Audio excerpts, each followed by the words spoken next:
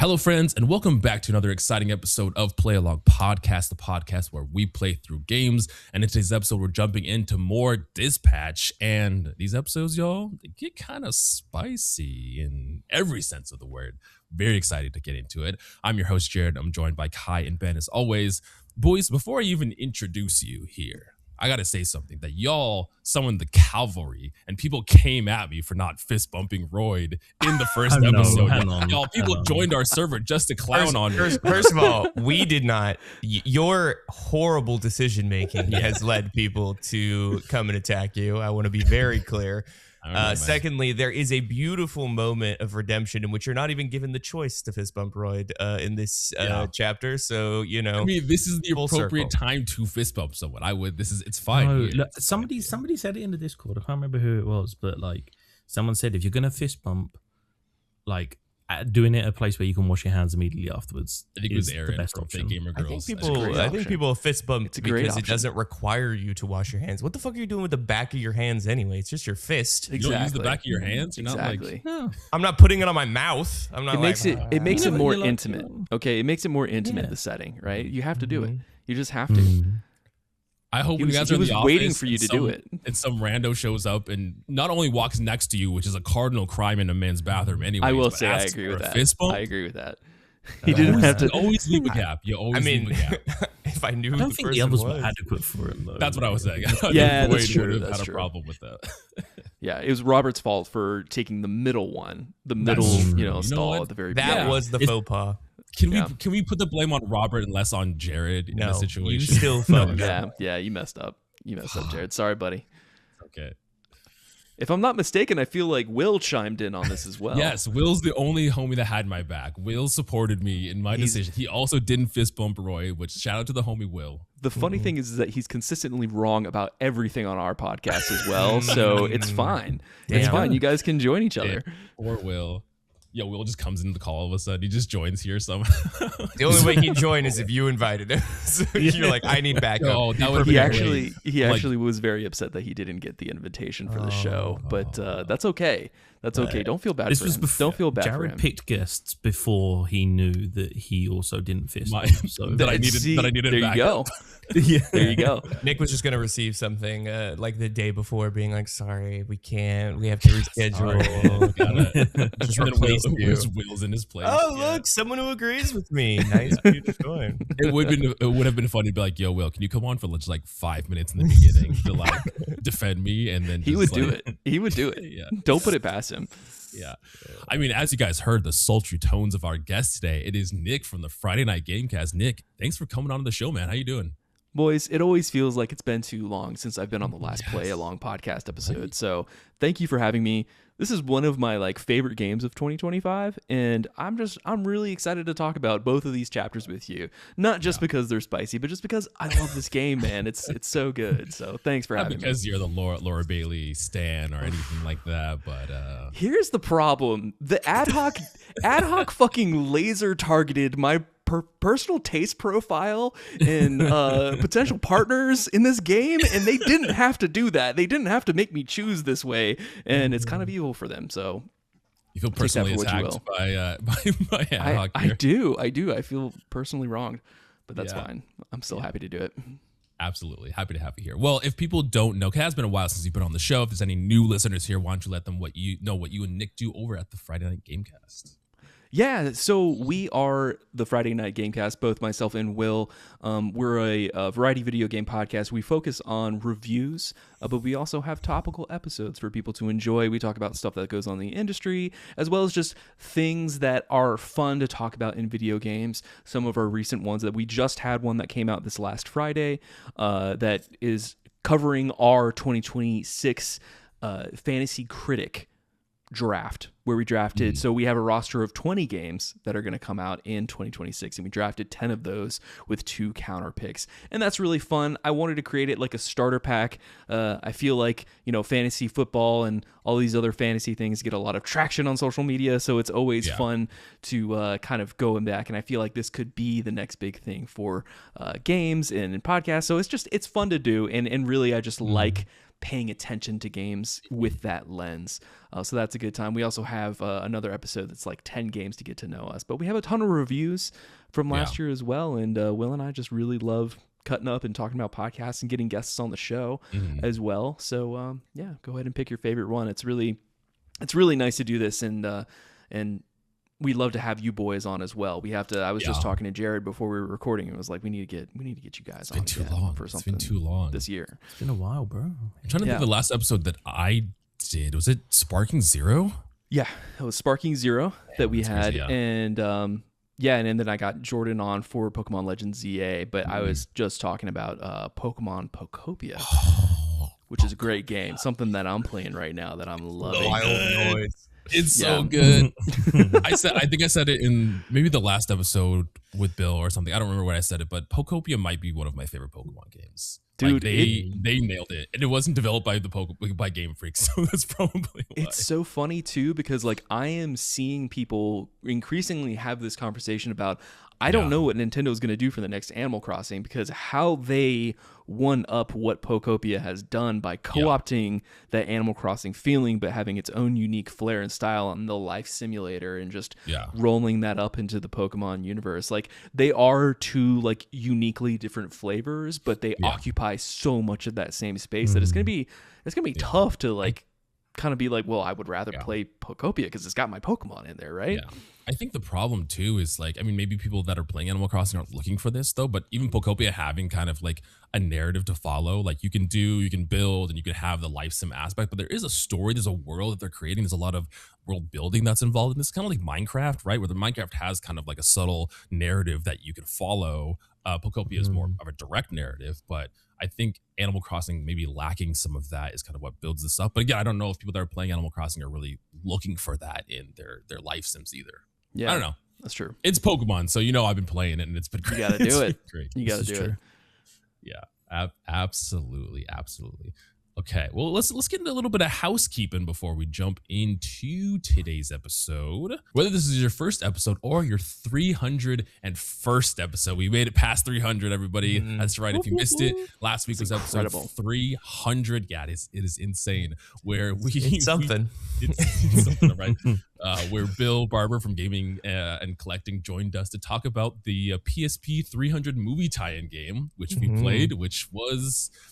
what's funny is like there's probably, I don't know, guys, 30 minutes of 300 talk and then just let's just say 300 was not a rich mine of content. It was No, it was the fool's gold of podcasting, and that it lasted about 10 seconds. There was a lot of talk around like collecting games and handheld consoles and like stuff like that. So it was a good conversation, but not for sure so much about 300. About the 300 game. Yeah. Much like the other 300 episodes of this podcast, it has a hard time staying on topic. Wait, so what was the movie tie-in game? 300 is called 300. The movie 300. Over the movie 300. I thought it was just. I thought there was constant references to it just being the 300th episode. 300 how you might get. You did that on purpose. But yes, that was my dumbass idea. That was my idea that we really. My bad. Listen, that 300 universe. It's so funny because like after the 300, you really start seeing that Zack Snyder is just a piece of shit director. Like he's just not a good director. Real bad. And in my high school brain in 2010, I watched the 300 the first time. I thought this was the greatest cinema that's ever been made. And then you realize he does nothing but slow shots. If you take all of the slow shots out of his movies, he has like 40 minutes worth of content that he's made. Do you know what the worst thing is, Nick? Is there was not a single Sparta kick in the video game to tie into the movie. What? We have it in every other game. We don't. Let's not say there wasn't one. We didn't make it to the potential section where that may or may not have happened. And if it did happen, chances are it was in comic book PowerPoint slideshow format, because that was how all the cutscenes happened in that game. I love it. Yeah. It's funny. I said in that episode too that I have more memory of the comedy spinoff Meet the Spartans than I do of actual 300, which is hilarious. Yeah, which is wild. I have never seen that one. Is it worth watching? I don't know if it holds No, up. the answer is no. Okay. It's not like the OG scary movies. Watching those spoof comedies from that generation is just so cringe. It's so hard now. It's It painful. just I'm not shows looking how forward to Scary far Movie 6 comedy has come. I because mean, it's just Scary like- Movie's coming back. Scary Movie 6 is coming out. with that style of comedy. They've said Yep. very specifically like they're going for that That's style gonna of comedy. That's gonna go well, I assume. I mean, the Wayans brothers are all involved in it. So I mean, they originally in the first two, I think, and then they were not involved in the other ones. So They weren't willing to pay them enough money, and they were like, "I'm out of here, Yeah. doing my own thing." but it definitely falls, Nick, into like the scary movie, like spoof movies. That's what Meet the Spartans is. It's What a was that? spoof What was that of- dumbass movie that the Wayans brothers were not the Wayans brother, the Wayans brother was in, where it was like the Insidious spoof, where it was all the interior cameras like at night. Do Oh, you like remember the this? Paranormal Activity. Yeah, the spoofs? Paranormal Activity. It was spoof. Haunted House. Haunted House. Yeah. Damn, they really I had. actually like that movie. It's fun. You liked all of those movies. I think Yeah. you will not like them as much anymore. Yeah. Wasn't there one as well where like one of them was like a Marlon. full-grown adult pretended to be a baby? Yeah, I was Again, spoof, like, but I it think was- that was just like he was like, what was it? Yeah, Meet the was that Baby or fucking something? cool? I don't know. Everything's meat. You know what's crazy is that like of all the movies they made, Marlon Wayans was in Requiem for a Dream, which is just a wild way to start your career and then make a bunch of really shitty movies after that. It's just like one of Those the movies not most. successful. I mean, they were successful in the genre they were in. Like White Sure. Chicks was obviously like a huge Oh, for sure. film at the time, and like the Scary Movie franchise was big, but they were like they weren't serious. Requiem for a Dream is like one of the like pinnacles of artistic filmmaking of the 90s. It was like there's a lovely scene where a woman is getting double dildoed as part of her drug addiction. I really recommend watching Requiem for a Dream. It'll fuck your mind up. I see why. I see why. Who's the woman? She's a very famous actor. Oh, Jennifer Connelly. The whole thing centers around heroin addiction, and there's a point in which she essentially becomes a professional prostitute, and there's like a scene where she's on a table with another woman, and they both have a giant long dildo in as part of their performance for the people that they're getting heroin from. It's very interesting. It's also the only time Jared Leto was ever good at acting, so that's Oh. Yeah. It should have stopped there. He should. Nobody should have ever let him. What is he- Maybe just take him out. Honestly, Yeah, he's going to be the live action Skeletor for He-Man, so that'll be interesting. we could That's just so not. cool. We could just stop casting him. Like he doesn't have to do anymore, right? Because nobody likes his nobody likes his movies. Hollywood knows this. Like they just don't have to. The problem is that he had like a run, because like Dallas Buyers Club, very good. Requiem for a Dream, very good. He had some hits, but he's had more misses than hits. Lord of War, I don't know if you've seen that movie with fucking Nicolas Cage. Great. Plays the brother. That's a great film. But yes, I agree that maybe it's time to just, He just do music again. Wasn't he 30 Seconds to Mars? Didn't he was the lead singer of 30 Seconds to Mars. He also has his own cult, which like Yeah, I was gonna say he has his own What? cult now. He's yeah, very he has busy his with own that. cult, and it's like just do Don't that like shit, that. man. That Yeah. sounds way Just more do that. fun. Yeah. It's, I'm seriously. sorry, I should say for legal purposes, it's not a cult. It is Allegedly. a commune of people who live in the Yeah, desert. It's allegedly a cult. Yes. Well, I mean, if you don't like Jared Leto, I know what you will like, which is Play Along Podcast, the show where we play through games in a book club format. Yeah, what we do is the three of us each take turns picking a game. We then break the game into sections and come together here to talk about it, just like we're doing with Dispatch. We're still pretty early on, so it is a perfect time to grab the game, join the conversation, and play along with us. Unfortunately, guys, the play along curse didn't happen. Everyone was waiting for us to play this for Dispatch to go on sale, and unfortunately it hasn't. So that's usually sorry, the curse, is we buy a game and then it goes on sale immediately when we start playing. Yes. So Yes. Yeah. sorry, folks. It's Didn't happen. as soon as the podcast is done is when the sale is going to start. So everybody be can look delayed forward for to us. that by the time this. Well, that's perfect, because then if you buy the game, game, you'll have the whole bulk of the season to You have a watch. backlog. And listen. Exactly. Exactly. question is who picked this game for the lineup? Ben. Made the cabin. Yeah. Incredible taste, Ben. 10 out of 10. Thank you. I called love it to see too. I nailed it when you and Matt Storm were talking about it. I was like, it's Dispatch. I have my loins. I feel it. I know it's Dispatch. Loins. Well, you would feel it in your loins, actually. Fucking retrograde horny. I'm sure it did activate something down there. On top of that, we also have another side show called Get Wrecked, where us and a guest swap video game recommendations. This month's episode, I was joined by Claire from Date With Us, and we played through Boyfriend Dungeon and Stray, which was a great time. Claire is so fun to have conversations with, and there's a cat in both of those games. I try to always find a through line. There's a cat in Boyfriend Dungeon, and Stray as a cat. So there you go. They're pretty much the same game. Yeah. Kai, we also have some reviews. We do. Some Spotify reviews to read. I'm going to start with the one that's not from the person who's sitting in the room with us. Samantha Johnston Gillies.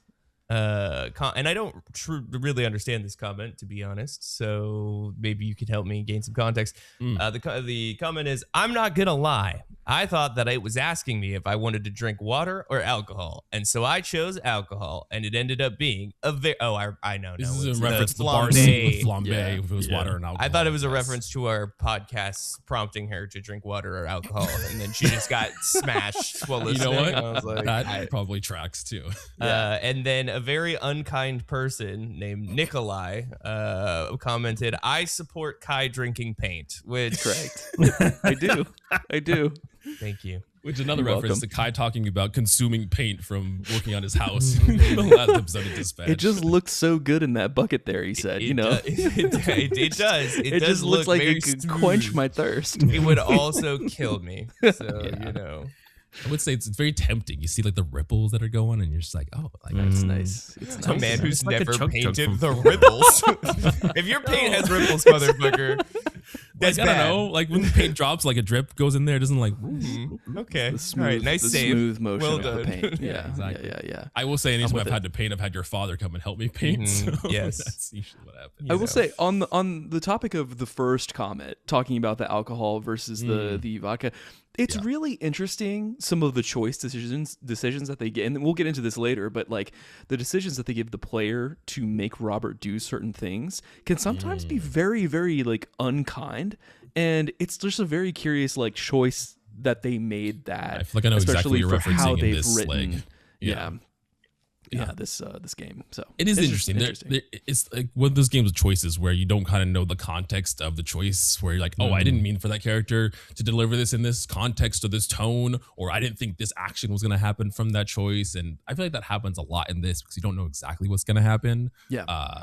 So it's interesting. Before we do jump into this week's episode, Nick, I want to kind of kick it off to you. The last episode of Dispatch, obviously, we went through the beginning of the game, talked about a lot of the world building. I want to get kind of some of your first impressions with the game. I know you said you have finished it before. This is what, your third run through, you said? Yeah, that's right. This is my third run through for Dispatch, but I think this game is great. I think that this is definitely one of my. It's in my top 5 for the games that released last year, in 2025. Yeah, I think it's really just a great example of how you were able to take the format of primetime TV, a primetime HBO drama, and then translate that to an interactive video game format. Like, obviously, Ad Hoc Studios has a lot of people that graduated from the Telltale Games series, and you see a lot of that DNA in this game here. But I think that this game is probably one of my favorite of that narrative choice interaction drama styled games, just because I love both sides of the game. I think each of the casting is just impeccable on all fronts. Aaron Paul, Laura Bailey, Matt Mercer, everybody that's involved in this game from the beginning to end is just, they really sent it, like full sent it, and they knew what they were doing, and it's just a very efficient script that communicates things without having to like really hit you over the head about who these characters are or the values that they embody in the game. And I think that's probably one of my favorite parts of it. Playing through this a second time is just, I'm reminded at how well it is. And I'm going to try to do my best to be a little bit more critical of some of these things, but I'm really going to spend a lot of the time during our episode today just glazing how much I love the character interactions and everything they're doing. I'll leave the critique to Kai, but I'm kidding, of course. I liked this game. I know. I was very flattering. But no, this it's an excellent game, and I think that it's really like not just there's no spoilers, but like the fact that Ad Hoc has said that there's really no plans for a follow-up to this game in this universe is really a shame, because I want 8 seasons of this now. I think, Ben, in the first episode, you had mentioned how much this reminds you of The Boys, and I get that 100%. Like, it's still kind of that same approach to where it's like we're looking at the lens of superheroes through real life. And taking an office drama and kind of smashing those two concepts together. And I think it's like really well done. I definitely think that I see a lot more of The Office in this game than I see of The Boys. And I think in a great way. But it's just good, man. And I think that it's something that we've been sorely missing. Like, we need so much more of these kind of games in the market. And I feel like nobody really has the chops to do it. Like, everybody can make an Assassin's Creed or an Elder Scrolls like these days. But I just feel like making this high level, just excellently written narrative choice-based games is just few and far between at the level they're doing it here. And so I really love it. Yeah. I mean, not only that, but it's just like, it's written so well, and even though there is like stakes and there's like emotional moments that happen in this game, it does feel very low stakes the whole time. Like, it's still like these characters are impactful, but it doesn't feel like it's like going above and beyond with something like extremely dramatic. Like, I'm trying to think of another well-written game like Disco Elysium. Like, it's a very dramatic world that you're living in, and it's like you can have writing that's like on the same quality par, and not have it be something that's like that deep and that dramatic, even though it does touch on kind of some serious topics. The comedy, and I think Kai pointed it out in the first episode, just how well this is written, which what you said, it took them 7 years to write the script for this game or something like that. Yeah. Yes. Which makes sense why they don't want to do season 2, because it would take them just as long to do that too. So yeah, absolutely. And I don't know if the Meet the Spartans is going to make it into the final cut of the episode, but like we talked about like the comedy aspects of this game as well. As like, people, I feel like, get comedy wrong so often in games and in games very like media cringy in general. People get comedy wrong, period. Yeah, people just get comedy wrong. And the fact that most, if not all of these jokes in this game work so well for me, or just the general humor that's baked into the tone of the writing of this game is just, it's incredible. And we don't get enough of it. And that's another reason why I'm just dismayed we don't get 3 games in the Dispatch world. But that's okay. You know, it can just stand alone as its own story. Absolutely. Do you have any kind of like, if you remember from your first playthrough, kind of any standout characters? Do you remember like kind of leaning Blonde Blazer and Visigal for like the romance? Are you upset that Malevola is not a romance option, as everyone else in the world is also upset? You know, the thing is that if you want to romance Malevola, just play Baldur's Gate 3. That's all you have to do. And that's fine. And you can enjoy Samantha Barrett's performance as Karlach. But I think that for this game, they just laser targeted my taste profile, unfortunately. And so as much as Laura Bailey is baby girl in this game, I really love Blonde Blazer. I love Mandy. I love her kind of like the spirit that she brings to the office, as well as just mommy energy. That's exactly. She's very nurturing. She's very understanding. And it's also like one of the things about her character, which is so excellently done, is that she communicates on multiple levels, that she is expressing leadership, like the decision to leave Phenomena Man, the decision to like, obviously like there's problematic aspects of like her relationship with Robert, but like again, like the way that she decided to cut someone from the Z team. No spoilers, but she's we're going to talk about woman with that. Autonomous thoughts. Which is a very rare thing. In it's rare, unfortunately. And so it's really, really powerful to see, and it's also again something that we'll come back to, is the fact that this being my third playthrough of the game, I'm seeing the principles and the values of these characters in the smaller decisions that they make earlier on that make some of the later events that happen in this game so much more impactful, that really reiterate like these are real people. These are actual characters that we can believe in and we can trust that they are who they say they are. And I think it's really excellent. So, and that's just another reason why I love Blazer so much. And I'm romancing Blazer. I'm on the not to spoil it, but I'm on the Blazer romance run, but I'm also on the Sonar Waterboy run, and I think that's the canon run, honestly, if I'm being real. Okay so we'll get into it. Hell yeah. This is the best part of these games that I love seeing everyone's different opinions, whether they're correct or not. I like to see what don't mess up. Just don't mess up. I feel like I'm gonna get shit in this episode. I can already feel it. I think the fist bump feel is like going to be the most controversial choice. This, the vast majority of the decisions you make could be right or wrong. There's a nuance to them, but some of them are just wrong. Just plain wrong.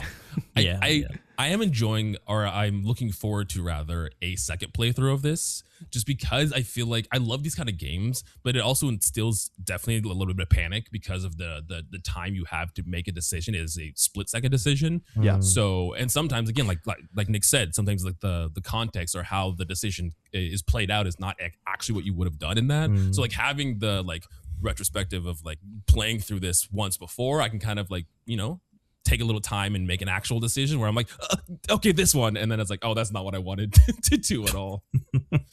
So we can always replay it. That's true. Always I probably will.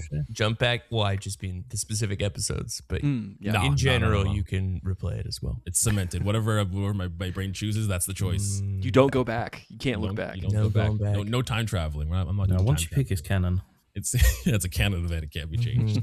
Okay. Well, yeah, we start this episode, and Royd and Robert are working on, or rather getting all the parts from Robert's apartment to work on the Mechem head suit. And I don't think I really noticed it before until Royd pointed it out, but man, Robert's apartment is depressing. Like you get a full I mean, I did, but just like when he pointed it out, I was like, oh yeah, he just has a fucking plastic chair. Dude, in this, it's and minimalism. Last episode, we fell asleep in the arms of Mecha Man's feeding Yeah, beef. that's true. Yep. Yeah.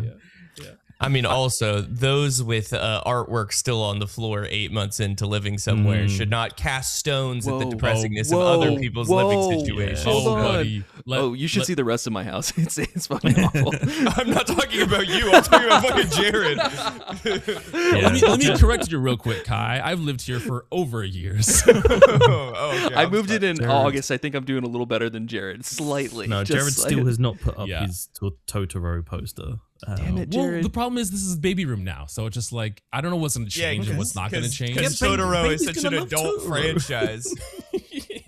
Definitely man. not a movie for children. Hey, I need an excuse, and this one works perfectly for it. I'm just saying, Yeah. give some slack to my man. He's, I mean, I have more than a plastic chair in a room. Homie's down bad, okay? So Is that because of your wife or is that because of you? Yes. Yes. I think Yes, it is. I think the plastic chair and the absolute bare apartment, and like the fact that they'll deal with this later on in the game as well. Like there's a very cute, funny, heartwarming moment that all of the kind of Z team kind of comes together. But with his apartment, it says more than just the fact that like his life is depressed.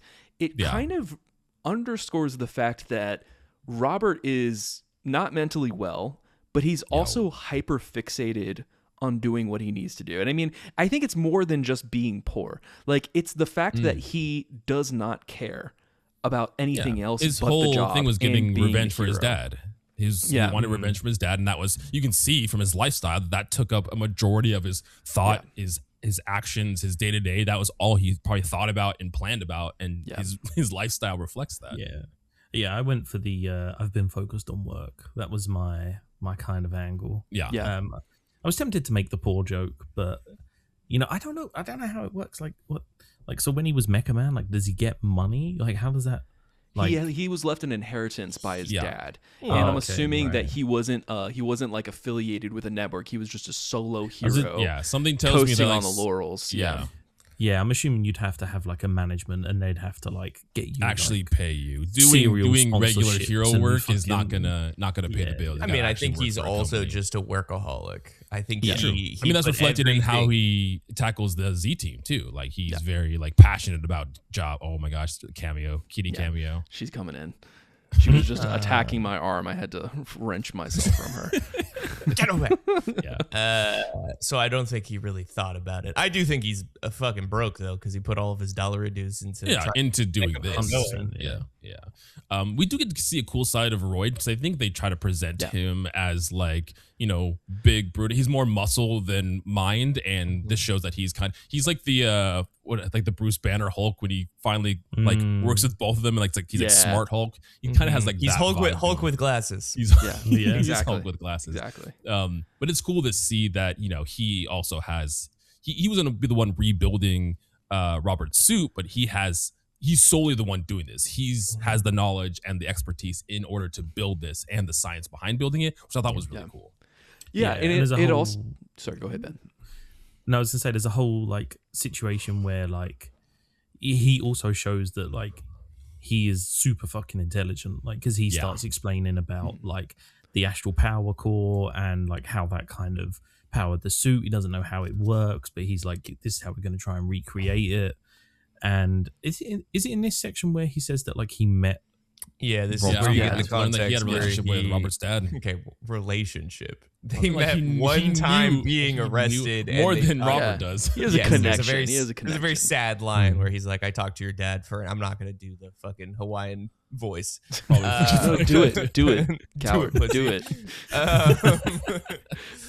it. Where they met for an hour and then talked about technology because I guess he was stealing from a Radio Shack, which is even a dated reference for the people making this game. I like it though. I was like, hey, I understand. It was the Captain America. I was like, I understand that one. Yeah. First of all, there's nothing at a Radio Shack of any use to anyone. There never was. There never was. There never was anything of use in there. There's just really expensive cables that you could get online anyway. Yeah. But regardless, they had a conversation, and then our protagonist replies that he's like, that's a longer conversation than I've ever had with my father, which is real sad. Pretty sad. I feel you, Robert. Yeah. He also mentions that there's no way that Robert's father actually manufactured the hyperdrive flux capacitor, whatever the fucking thing is that they're throwing in this bitch. So because he didn't have, it was the only thing he didn't have schematics of. Yeah. And so that's well, he just also says that he doesn't have the mental capacity. He's like, there's two types of people. There's gearheads and there's scientists. He's like, I'm both. Your father was a guy who understood mechanical stuff, but he definitely wasn't a scientist. And he's like, there's no way that he's like, I don't think he would have been able to create this. Working with Shroud? I know, that's what I was kind of thinking. I was thinking of like Shroud, but business motherfuckers, I called it. Yeah. So you picked up on it immediately during your first playthrough here that it was, this Shroud might have been involved there somehow. So that's pretty cool. One thing that I thought was really interesting is that like as it kind of like progresses through this game, you see like the bonding between Royd and Robert here in a really interesting way too, where it's like they're cutting it up, they're chatting it up, they're starting to become friends a little bit more, especially as you're going through and like understanding kind of a little bit of the lore, a little bit of the exposition of this universe and like of the background here. And I thought that was nice. Yeah, it's fun. Like it's fun world building, and again, it just feels very natural how it's written, how characters have like their demeanor with one another. It just feels very natural, and you can kind of see, like you said, that closeness with Royd and Robert start to progress, especially with his father coming up. And he's like, "Oh, you knew my dad," and they have this whole conversation and this whole thing about knowing his dad and everything too, which I like. But Nick had brought it up earlier, and there's a whole thing where Blonde Blazer tells us that someone has to get cut from the Z team. Did you confront Golem when he knocks you in the corridor? I did not. I ignored it, and then you talk to Beef, and you're like, "Do you think you did that on purpose?" Yeah. Okay. In my first playthrough, I confronted him. I was really aggressive towards Golem, and I didn't like want to. I just wanted to be like, "Hey, man, don't do that. That shit's not cool." But then like Robert is super aggressive when he confronts him. Later, when you throw a full ass chair at him. Well, you have to decide whether you throw the chair at him or not. So who knows what we decided? Well, the thing is that throwing the chair at him gets the point across to Golem way more because the alternative is kicking him out, which is like again really cruel. Like actually, like you could see that it hurt his feelings pretty bad. Okay, there was decisions made. Yeah. Okay. The way I approach Golem in the initial bumping is like, it's kind of like a disability. He is. That's crazy. He was my most used hero in the first dispatch. That's crazy. That he's your most used hero. He's dog shit. But he's just, he's sleeping on Golem. Everyone else is a humanoid. Golem is dude, Golem has a sick ability where like if there's 3 people, he will like meld into the last one and like make up the last hero. Yeah. They all awesome.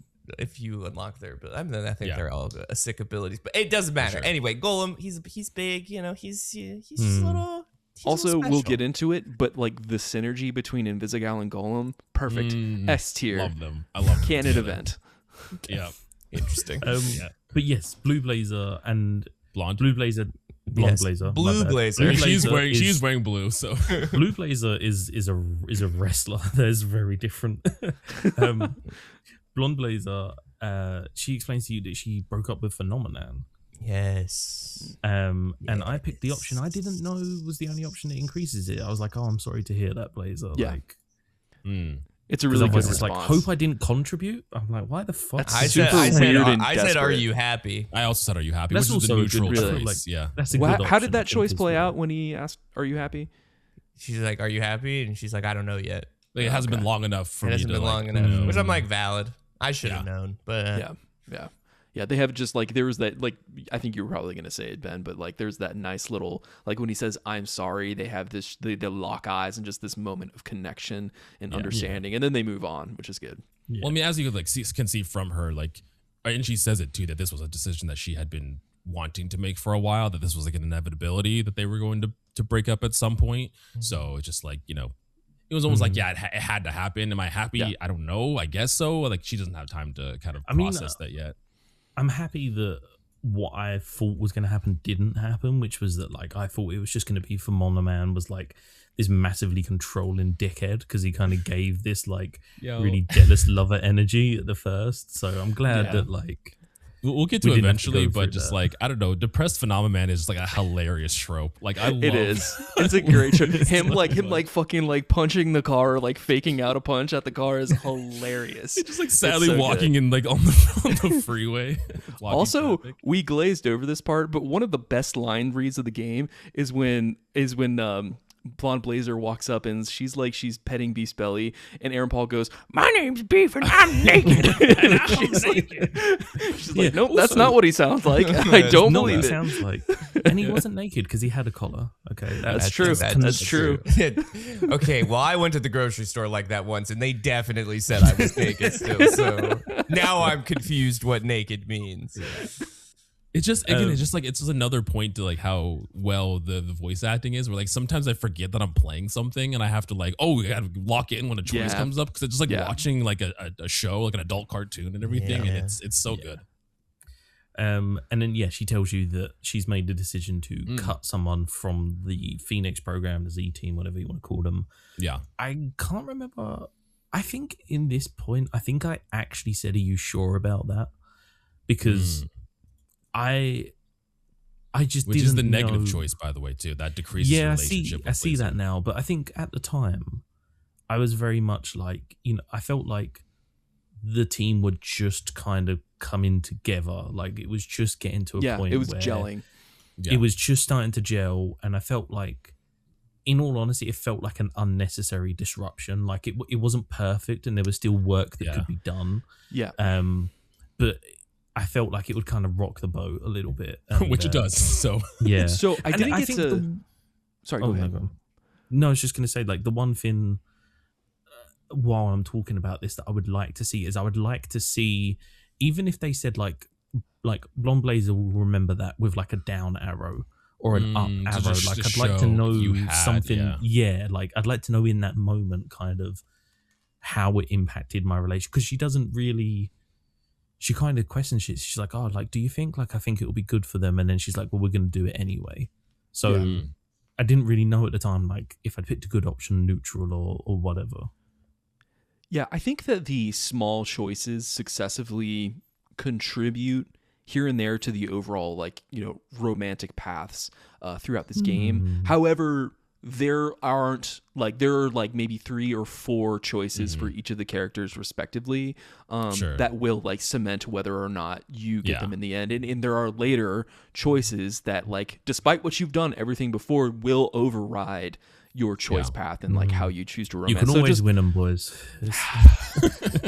This is what I'm saying. I don't like to choose, and they make you choose, and I hate it. I hate it with my full chest. But again, like this moment of her saying that we need to cut the Z team. I didn't know if you guys got into it last game, or maybe you're way better at this game than I am. But my first playthrough, the first shift is a fucking shit show. Like, everybody is failing their things, especially because like I'm going in on my third playthrough knowing which characters to send where, how to pair people up with the synergies. Like, I'm metagaming it, right? Like, I'm not losing any of the calls.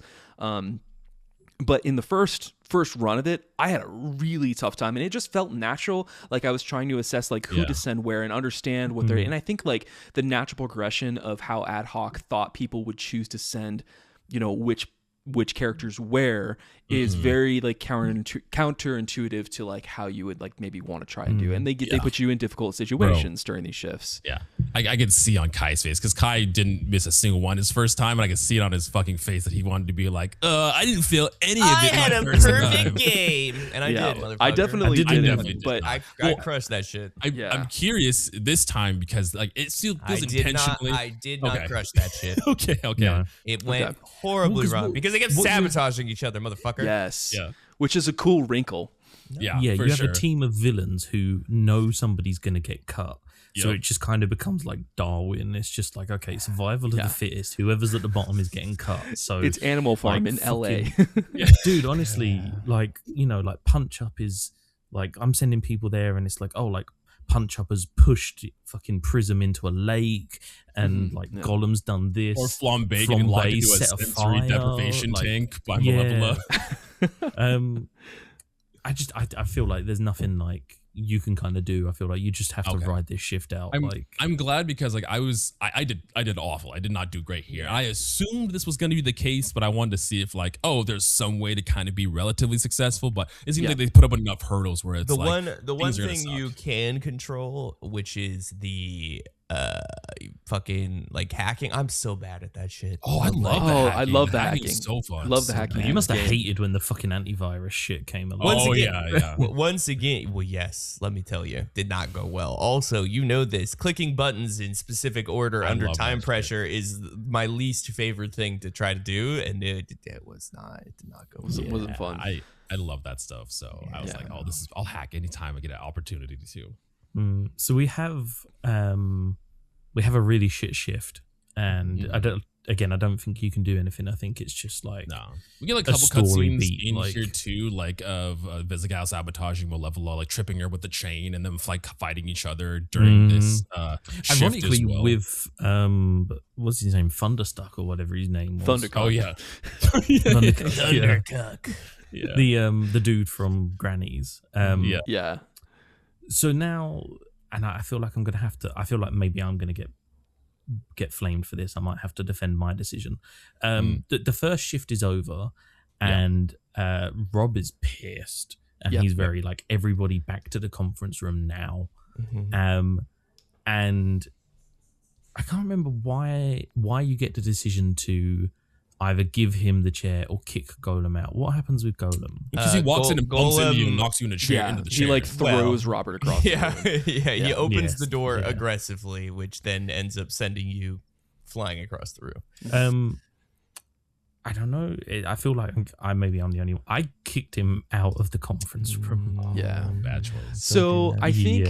I mean, sorry. So like the thing with the choice with Golem specifically, and one of the reasons what we were talking about earlier, like I think there are right decisions and wrong decisions, and this is definitely one of them, is that kicking him out of the room is not going to let him learn from anything. I think that the interaction of choosing to throw the chair into him and then like actually giving him a real like, motherfucker, I know you're big, but you need to be considerate about the people around you. You don't pay attention to your surroundings. And like making him understand that he's acting like a child.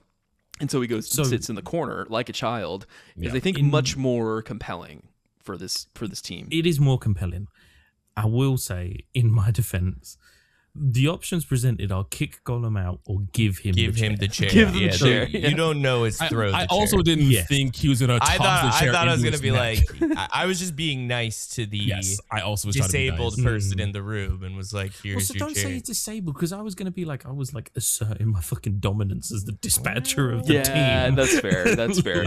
So you actually thought you were going to like pull the chair out for him to have him sit down? Is that what you mean? I thought when it says give him the chair, I thought it'd be kind of like, oh, here you go, have a seat. And I was like, that's what my intention was. So I thought it was also my intention. It did not go if it said throw him the chair, I 100% would have thrown him the chair, because I feel like that's like a sort of, I don't know. I feel like he kind of wants that response where he wants someone to kind of like rise up to the way he's acting. These people adapt by this kind of mentality, right? I mean, even after this, when when Robert's talking to the group, calling her Nicki Minaj, I was dying. No, it's good. Like, and I think the shit talking in here, and like this is where he's like bringing them up by the short hairs, right? Like this is where he's kind of being like, all right, you guys fucking suck right now. And I chose the choice of like, you know, when he's trying to give him the pep talk and like make them realize like you're not fucking doing your jobs. You need to do your jobs, and you're all just pieces of shit right now. I chose like, I think my first run I used fear, but I chose potential, and I think the potential choice hits home with them a lot harder, and I think it resonates with everyone, because like what Robert says is that when you walk out of the room, everybody's going to talk about you and say, oh, they had so much potential, and it's going to fucking haunt you for the rest of your life. And I think that's such an interesting way of like kind of communicating that they need to be motivated about doing what they're meant to do, instead of reverting to their old habits and their old ways as like these villains who really probably had hard lives, but at the same time they're adults now and they have a choice to make. And I find that part very compelling as well. I did the same thing, and you can kind of see it with the group. They feel like they resonate, at least in this option specifically, because again, they respond to, look, you guys suck, you're a piece of shit. Everyone out there already thinks all of this stuff about you guys anyways, but you do have so much potential that you could be reaching. And what better than being like, fuck you to these people that are talking shit, and I can do better. So I went pain. Interesting. Because I was kind of like, the impression they give is very much that like these are villains who one way or another have been like screwed over by society. They've either been like downtrodden or forgotten or outcast or whatever. And he kind of gives a speech about utilizing that pain and kind of like how nothing can undo what they've been through, but they can kind of harness it and turn it around and make it into something. Okay, that's cool. Yeah, that is interesting. I like that. What did you pick, Kai? What did you go, Kai? Fear. Okay. Nice. You're afraid of failure. You fucking pussies. Get it together. And you know, I don't think that any of them have an impact on the outcome of the story. It seems that it's just a random option you choose. So yeah, but it says they will be remembered, so it comes into I'm guessing later on, like But again, I think this game does a good job of even the choices that, even if it doesn't ultimately lead to anything, me as someone that's making decisions, I feel like my choices meant something. You know, regardless if we came to the same outcome, it still feels like there's something, some weight in the decisions, or at least how the characters are reflecting and how they're responding to it. Yeah. I kind of leaned into like the motivational speaker spiel that Rob was kind of going with the whole pain thing, because then afterwards you get like 3 options. And he goes on this whole kind of talk about like what the Phoenix is and how it's about rising from the ashes and blah, blah, blah. And I picked all of you are Phoenixes. I was like, all of you guys are Phoenixes. All of you now have an option. I did the same option. I called all of you now. Oh, did you? That's flaming pieces of shit. He goes on this like talk about the Phoenix, and he's like, you know, all of you now have an opportunity to kind of rise from the ashes and to recreate something from yourself, from this pain that you've been through, and to kind of turn it into a good for the world. It kind of all seems like it all ties in, obviously, that theme, the thematics of Phoenix. I picked, you set this program on fire, of being like, this program essentially has a reputation, a stigma, and you're going to burn that down. People, again, the whole idea of potential, we have new expectations of what it means to be part of the Phoenix program, what it means to be part of the Z team. And it was 13% of players had set the program on fire. Interesting. Nice. Yeah, I can't remember the metrics. Yeah, I think calling them pieces of shit, flaming pieces of shit, as a little bit more of like a connector, like coming down to their level and talking to them on their terms for sure. And I think it got like a couple of like smiles out of the team as he's like kind of. It feels like it's like a compliment sandwich, where it's just like, or a reverse compliment sandwich, where it's like, you suck, you have potential, but remember, you still suck, but in a tone that's kind of like on their same level. Yeah, so I feel it for sure. Me and 64% of players said you were Phoenixes. That's a good one. I'd like to go back and see that choice. There's so many fun back and forths here, like when they're arguing, and I forgot what Punch Up says to Mirage, but Mirage comes up takes one of Kupe's knives and puts it up to his throat. Like he fucked all of Mumford's sons. Like Mumford fucked all his sons. It's good. It's good stuff. She's I think it's also like her feeling very vulnerable because Robert like called her the fuck out in front of the entire team, and then like she starts attacking what's her face Coupe whenever she's like, there won't be a next time if you don't ask me, which is funny. But it's good. This is a great little bonding moment for the whole team. And then whatever we did worked because we all kind of go off and we have a great second shift. Stop trying to sabotage each other, which is nice. Yeah, I don't know about you guys. It came up as an option at the end. There's an option to send Punch Up to a fighting tournament. Basically, you find out about an underground fight club.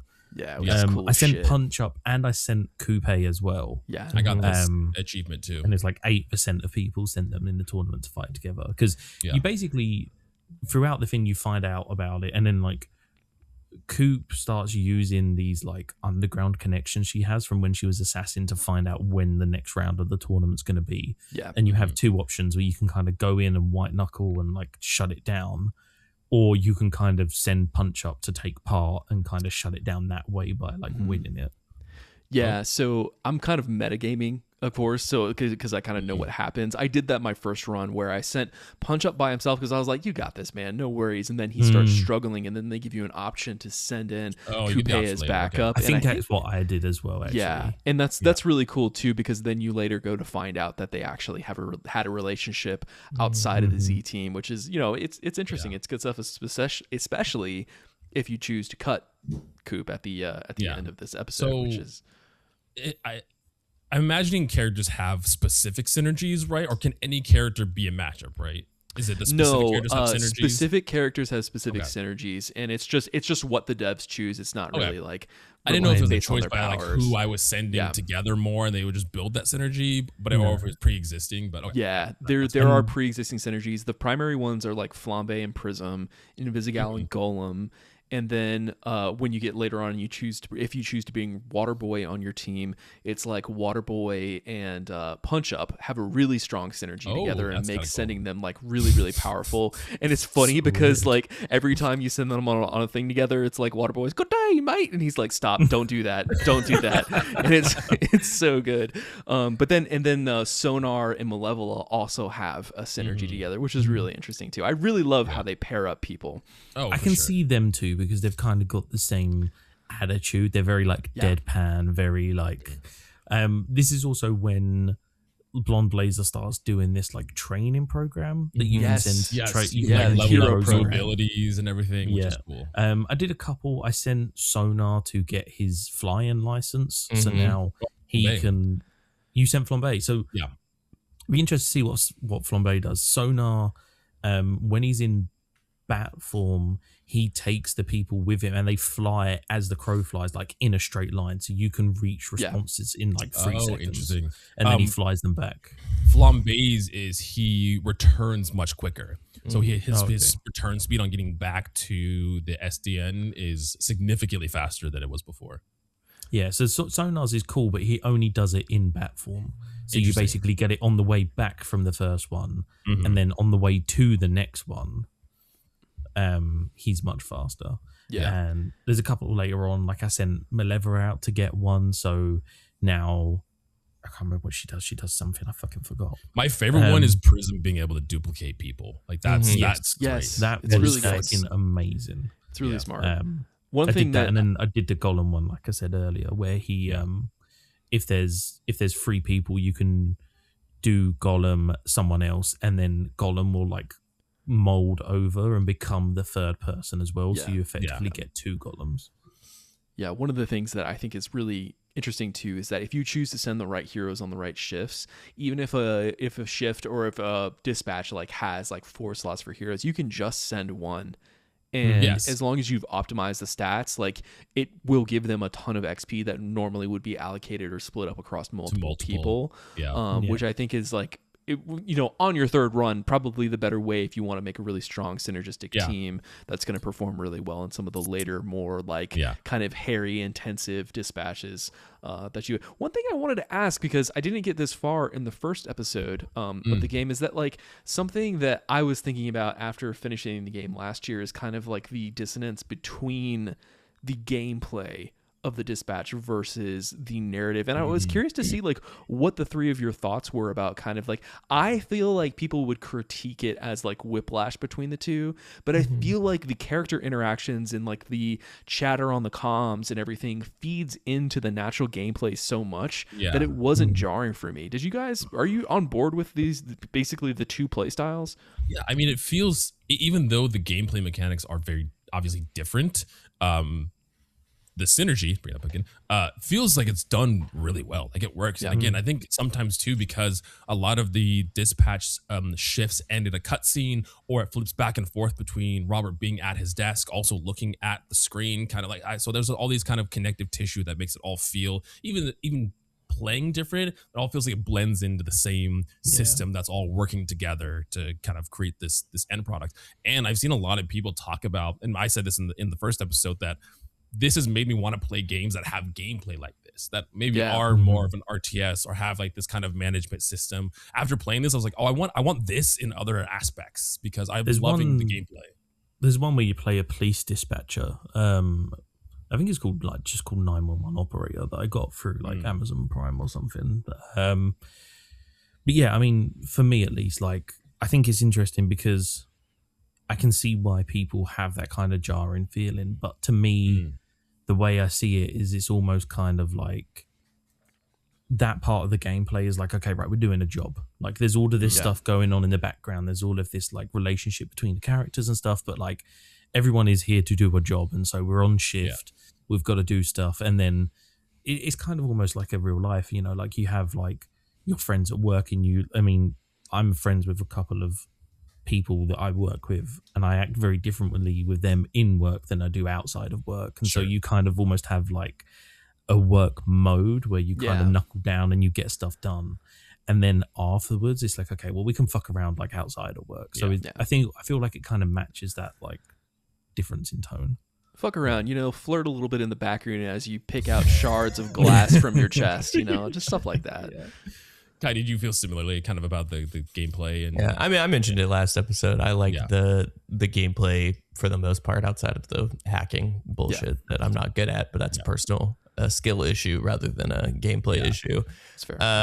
But no, I think it's like, you know, especially for a Telltale, it's having this added to it rather than it just being kind of the standard narrative journey is, I think, a little bit more compelling, a little more interesting. It gives good breaks.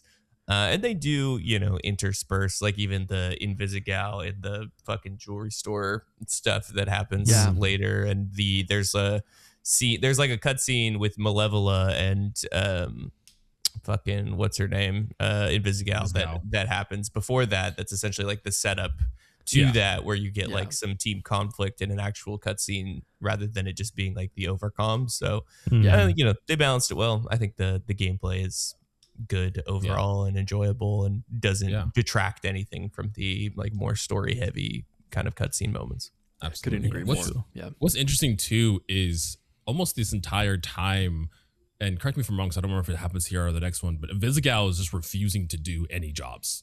She is just towards the end of the shift, she basically gives up effectively. Yeah. She works out she's at the bottom of the leaderboard. She's going to get cut. So she just stops trying. Because they make it very clear it's not one of you who's going to get cut. It's whoever's at the bottom of the leaderboard is getting cut. Yeah.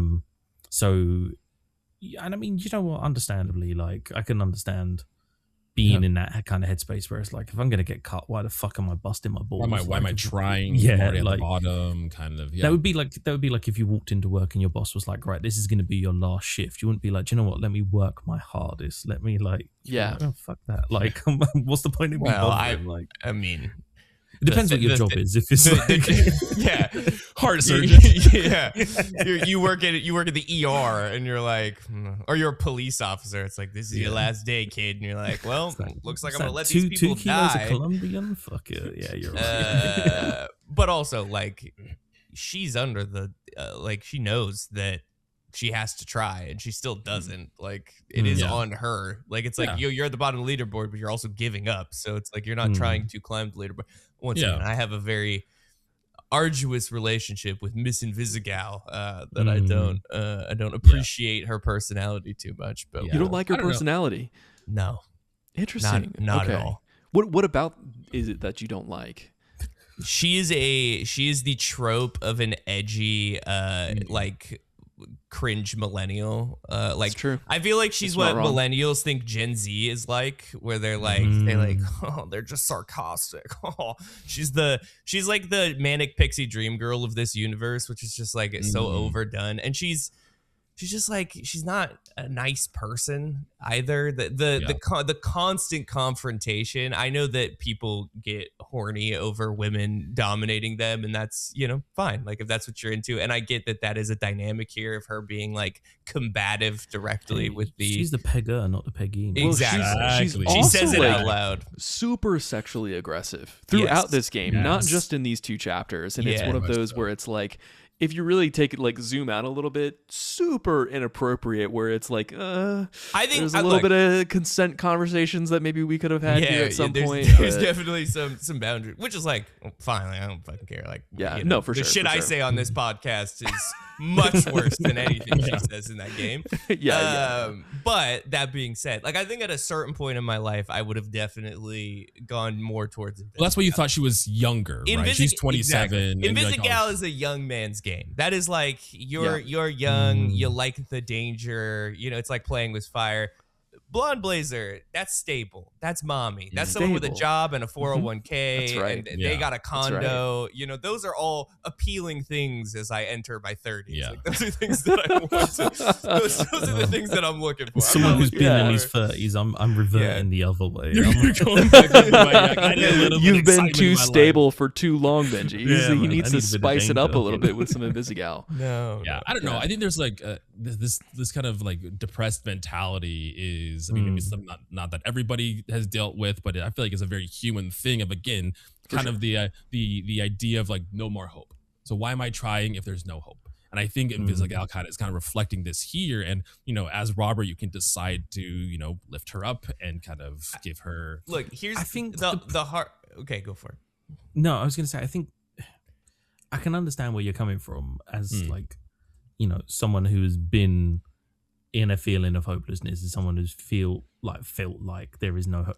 But she's such a caricature of the depressed individual. Like she's. It's not only that. It's I have no hope. She has fucking superpowers. Yeah. I'm sorry, but like you can turn invisible. That's Well, Yeah, but I cool. understand. I like- understand the idea of like feeling that you're like painted into a corner. Like your superpower is representative of who you have to be. Like she talks about it like I'm invisible, and that's a villain superpower. I mean, so I that's have not really, to be. that's a not really villain. true. There's a very famous book called The Invisible Man, in which Sure, but I not a understand that villain. mentality of being stuck in this. Yeah, but little, like, she's I have to be this self-inflicting. person.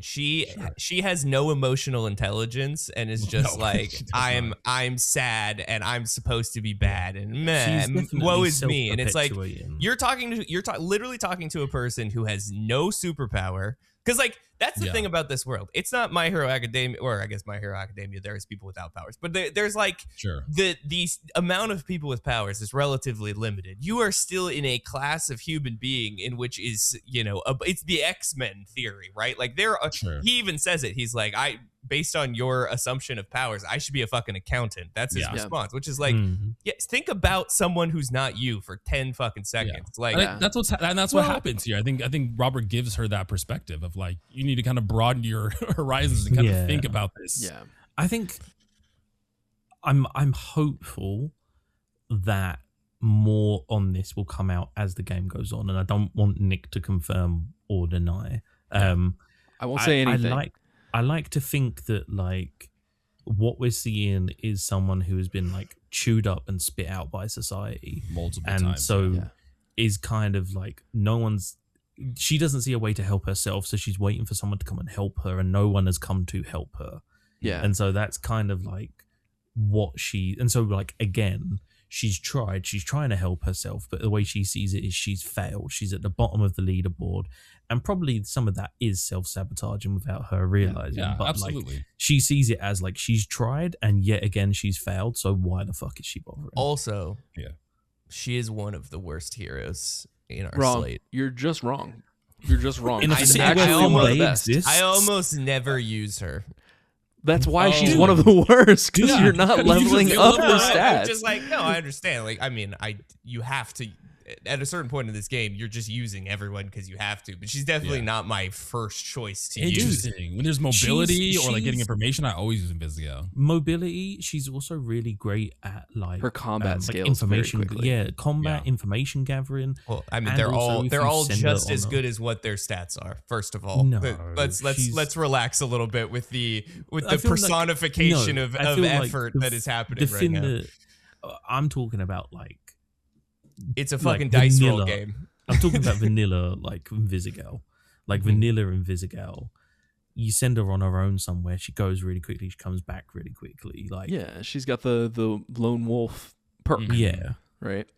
One of the it fits her character, you know what I mean? Like you know, it's doing like dating toxic e-girls is not for everybody, Kai, but it is for me. All right, so like leave her alone. All right, no. I'm just saying that the way that I play this game is very stats focused in that I go heavy into whatever the primary stat of the individual. I started branching away from that in this episode. Yeah, I went hard in the paint with that. Most of my characters are at 7 or 8 on their primary stat. Wow. Invisigal is a middling kind of general character. There's no one stat that she really excels in. It's kind of just like the little tiny blob in the middle, and that doesn't really isn't useful in the way that I play the strategy aspect of this game. I like pairing people with disparate high level stats that cover a large, and like, not to say that you're playing this wrong, but I did get like, I think 4 100% on the second round of this. So like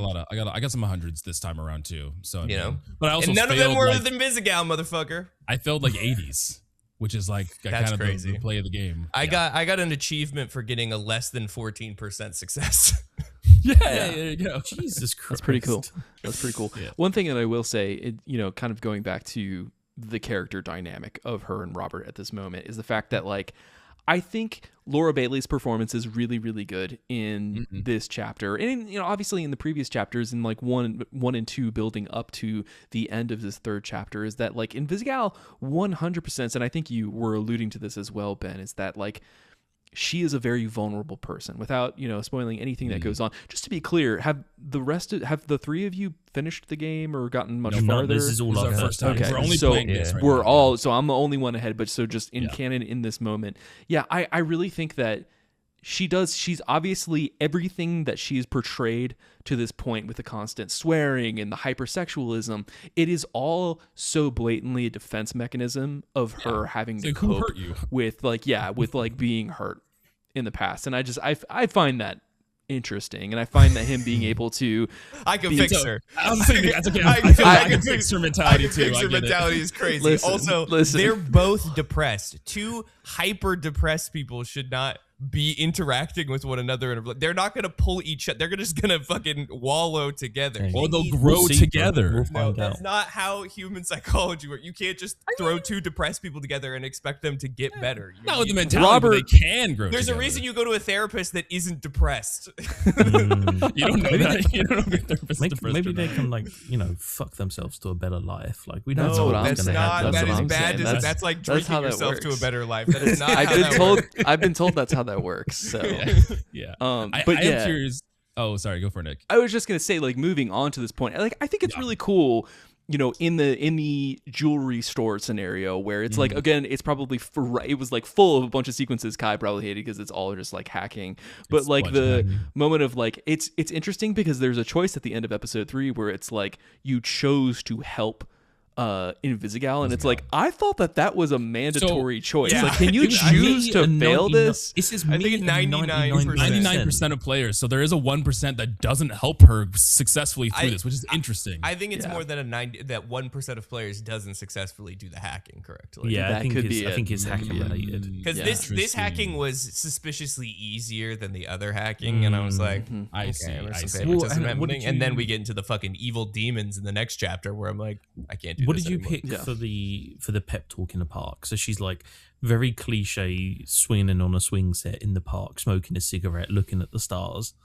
And she talks a lot about like fate. She's like, maybe that's what you were saying, Jared. Like, she's like, maybe I'm destined to be a bad person. But yeah, I was like, fuck the stars. I said fuck the stars too. It's a 30-30-30 split anyway. Oh, is it again? All Okay, equal, right. yeah. 32% of players say fuck the stars, so I'm assuming they're a third for each of them. Yeah. Okay, yeah. I chose to, you control your own destiny because I feel like that's a predominant theme of what Robert is trying to communicate to these people overall. With all of them, the whole team, not just Invisigal. It's like you get to decide who you are, right? Your powers don't make you who you are. You make you who you are. Yeah, and then again, I went for like, she starts saying like, I'm gonna get cut from the team and blah blah blah, and I was like, the dudes at the jewelry store, take your anger out on him. Again, I kind of went for the whole like harness how you're feeling and like use that in a productive way, which she does. Yeah. Mm-hmm. Yeah, and she gives the cigarette back to the kid that she bummed it off of, which I She's guess is like, no, don't give him that cigarette. And he's like, I bummed it off of this kid anyways, so that doesn't make it okay. Still bad. Don't take cigarettes from children. First of all, terrible choice. This hacking sequence, although it is a little bit easier, it introduces antiviruses, which are a whole new interesting. Not a concept big for the fan. hacking.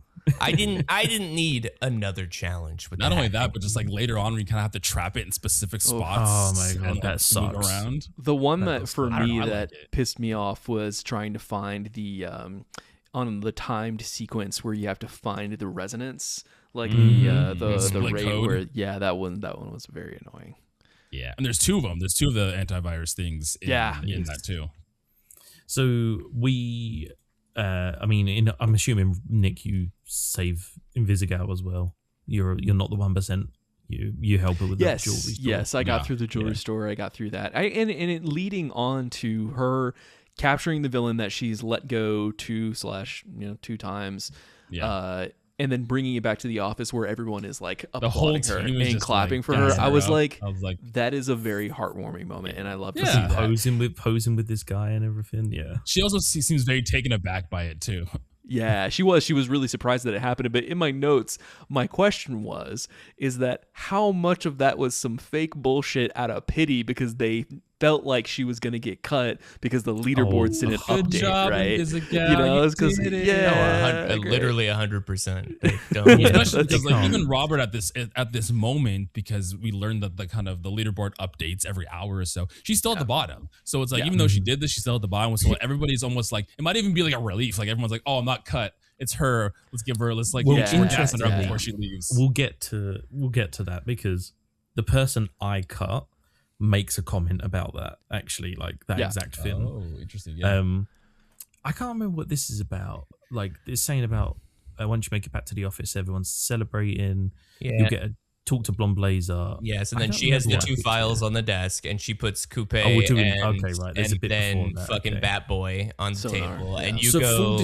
full disclosure, this is the only time I paused the game to make a decision. All of the other decisions I've been, I fucking had a full brain freeze. I'm so curious of who It was everybody cut. so incredibly easy for me. Sonar was in both of these chapters my most played. He's such a good character.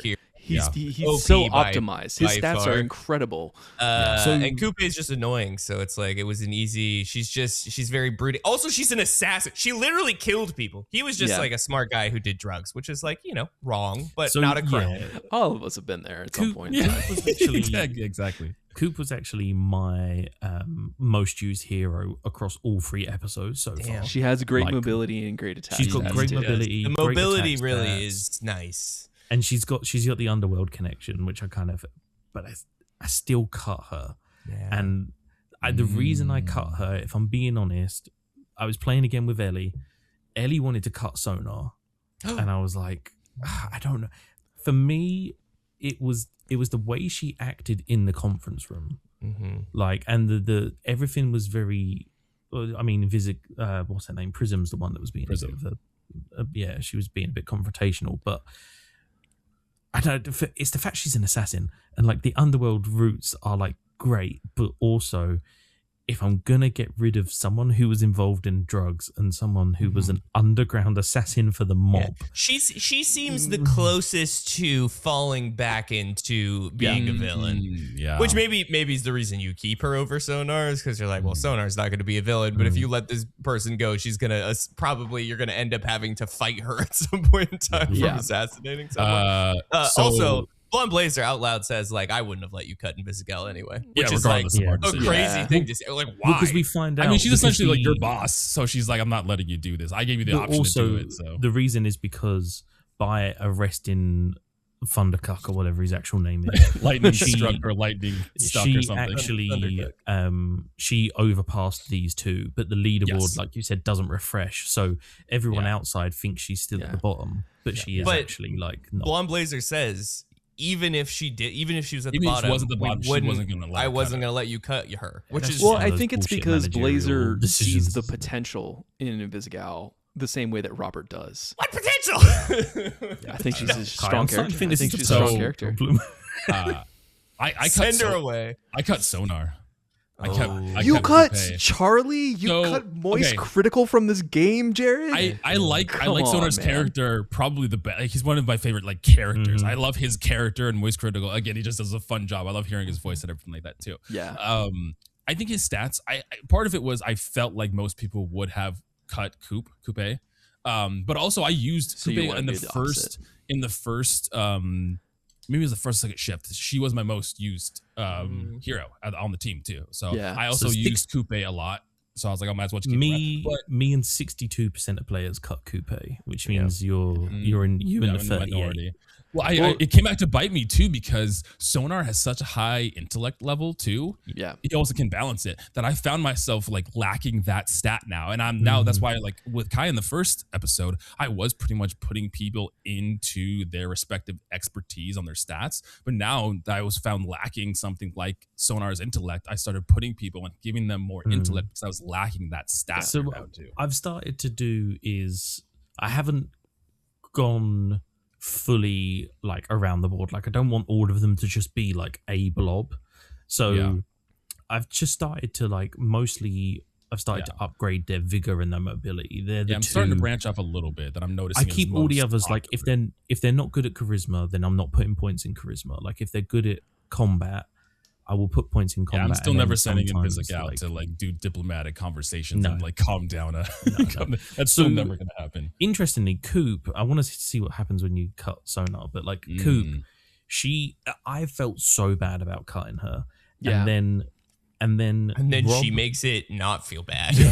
Rob brings her into the office and he's like, you probably know why I've brought you in here. And she's like, no, actually, I have no idea. And he's like, oh, okay, well, you're being cut. You're the one that's being cut. And then she fucking takes one of her knives and throws it down on the table in front of Rob. Oh shit! Smashes one of the windows and floats away. And it's like, the door. Oh, is it the door? Yeah, breaks the glass door. Also, her knives have weird smoke that come off of them. Yeah, it's like kind of magic. It's kind of magic for sure. But she basically is like, you will live to regret this, and then just like floats away. Damn. See, I don't want her as an enemy. She's going to come back and assassinate me now. Yeah. Now, I'm really curious. I know that obviously since we all picked to cut Coupe, she leaves the knife. What does Sonar leave behind, Jared? So when you cut, it's also sad because it's the same thing. Robert asked like, "Oh, do you know why you're here?" And he's like, "Oh no, man, what's up, Robbie? What's up, Rob, my boy?" And he's like very friendly, and he's like, "Oh, I'm gonna cut you." Sonar gets pissed and turns into his full bat form and screams at Robert. And he tries to leave, except he like somehow locked the door, so he's using his claw to try to like unlock the lock on the door. And then and then he does the same thing. Like, I won't forget this, I'll remember this. But he leaves his tie behind, the tie that he wears, and then Robert pins the tie on the corkboard on his cubicle. Yeah. Oh, so interesting because like, I think this happens tomorrow, but like Rob puts the knife in like the cup he puts his pens and stuff coffee in, cup, and Chase is like, oh, like she's intimidating you, like that was left behind to like intimidate you. I don't know if there's a repercussion that happens as well because it seems like all these characters have bonds together too. But because I cut Sonar, Malevola is non-existent. She will not do any mission with me at all. That happened initially with Punch Up, and this is when you find out that you went to find out that Punch Up and Coupe were dating before they were in the Z team. Yeah, beginning of the next episode when you log onto your computer. We love a short king threatening tall queen relationship. I wouldn't fuck with Punch Up though. No, no, I would not either. That man is laser targeted on your balls. Loompa ass fucking no leg having. He's just gonna like your testicles. He's just gonna punch him around like a punch like bag. a speeding bag, bro. Yeah, So looking at the fin, so me and 24% of players kicked Golem out of the conference room. Upsetting. Yeah. 32% of players said fuck the star. 8% of players sent Punch Up and Coupe. I managed to protect Victor Valzaz. There's like a whole kind of storyline that happens. Yeah. Again, did you guys protect the? I can't remember if this is 3 or 4, but did you protect all of the businesses from Brain Teaser? Yes. Okay. Oh, that's the next episode. It's the next episode. Okay, got it. Yeah. Me and 57% of players. What was your most sent? Was Coupe your most sent hero? Coupe was my most sent hero. Malevola was my most sent in this. That was mine too. I think Malevola was my most sent. Sonar. Yeah, Sonar's which makes it worse because I definitely couldn't use Malevola next time because Malevola after the word 2 she sees you, she flips you off and everything, and then I can't use her throughout the next shift. And one thing that I will tell you, Jared, as you move forward, throughout the game, I don't know how far you are. I mean, I know that you finished. I've only played 4 through this section. Gotcha. I haven't played anymore. Yeah. But if you haven't already, Prism is an excellent counterpart to upgrade intellect and charisma. That's what I've been doing to kind of to counteract the loss of Sonar. Well, because Sonar was that almost that diplomat where I would send him to talk to people, to protect people, and now Prism has kind of taken up that role that Sonar kind of left behind. Yeah, or that I created by cutting Sonar specifically. And that's another thing. Sorry, go ahead. No, go on. I was going to go to the next episode, so whatever you want to say. Oh, yeah. First. I was just going to say, too, is that's the thing about also cutting Coupe is that her stats are weirdly rounded on mobility and combat, but every other character can have really high stats in those categories as well, which for me just logically makes sense where it's I'm not going to hurt as much as letting you go as if I were to let Sonar go. Sonar but was then a great diplomat. Yeah. And I noticed that immediately. I don't know if you felt the same way with Coop, but there is a notable lack in a specific role that I did not have now that I had to now make up for because of Sonar. Coop, I found myself relying on Malevola and Invisigal's mobility and Flambe's fighting to kind of compensate for my loss of Coop. So I definitely felt stretched.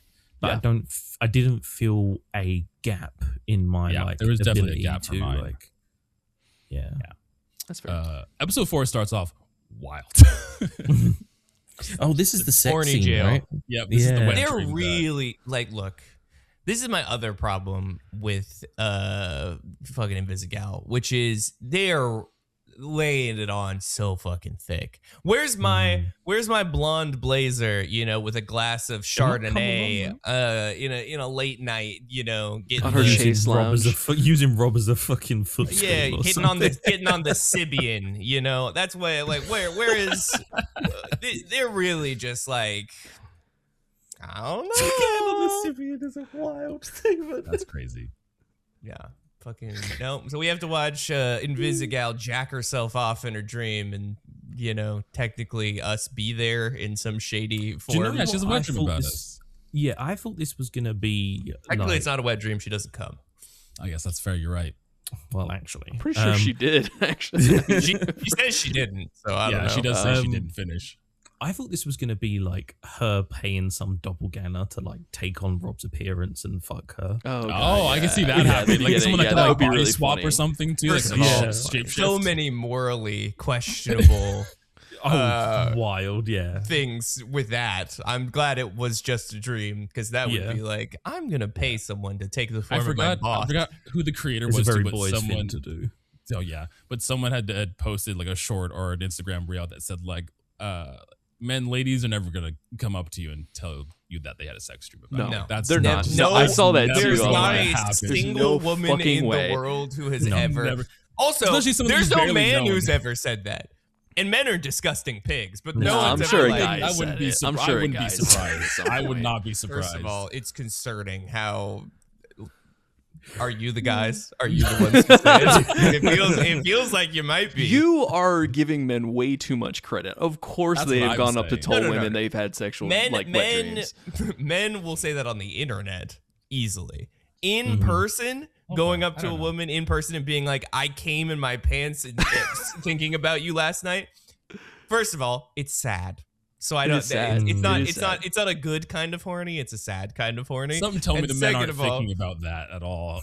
They're sad in general. Look, I'm just, in my experience, even the worst men who I've come in contact, that is a line they would not cross because it makes them look bad because they're like. Well, a lot of those men are also scared of women too, so they don't want. That's what I'm saying. They're women. like, once again, commenting under an Instagram post, being like, "I had a dream about you and I came." Like, that's normal. I will say that's definitely more likely for sure. Yes. Like, that's Coming probably normal. in a first of all, in a single gendered public bathroom, going in there and having that conversation is wild. It's just And then Waterboy just shitting his pants. Oh, dude.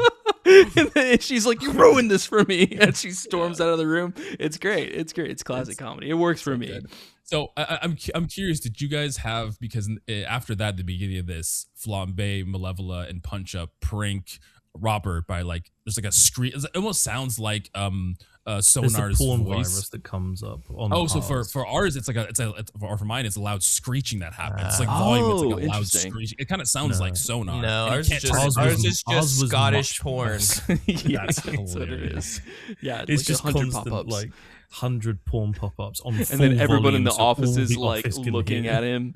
Yeah, that's. I hilarious. said I know it has no impact, but I was like, maybe it's a mistake because I did start to. I said the did same start thing. to worry that. I said it was I just missed harmless.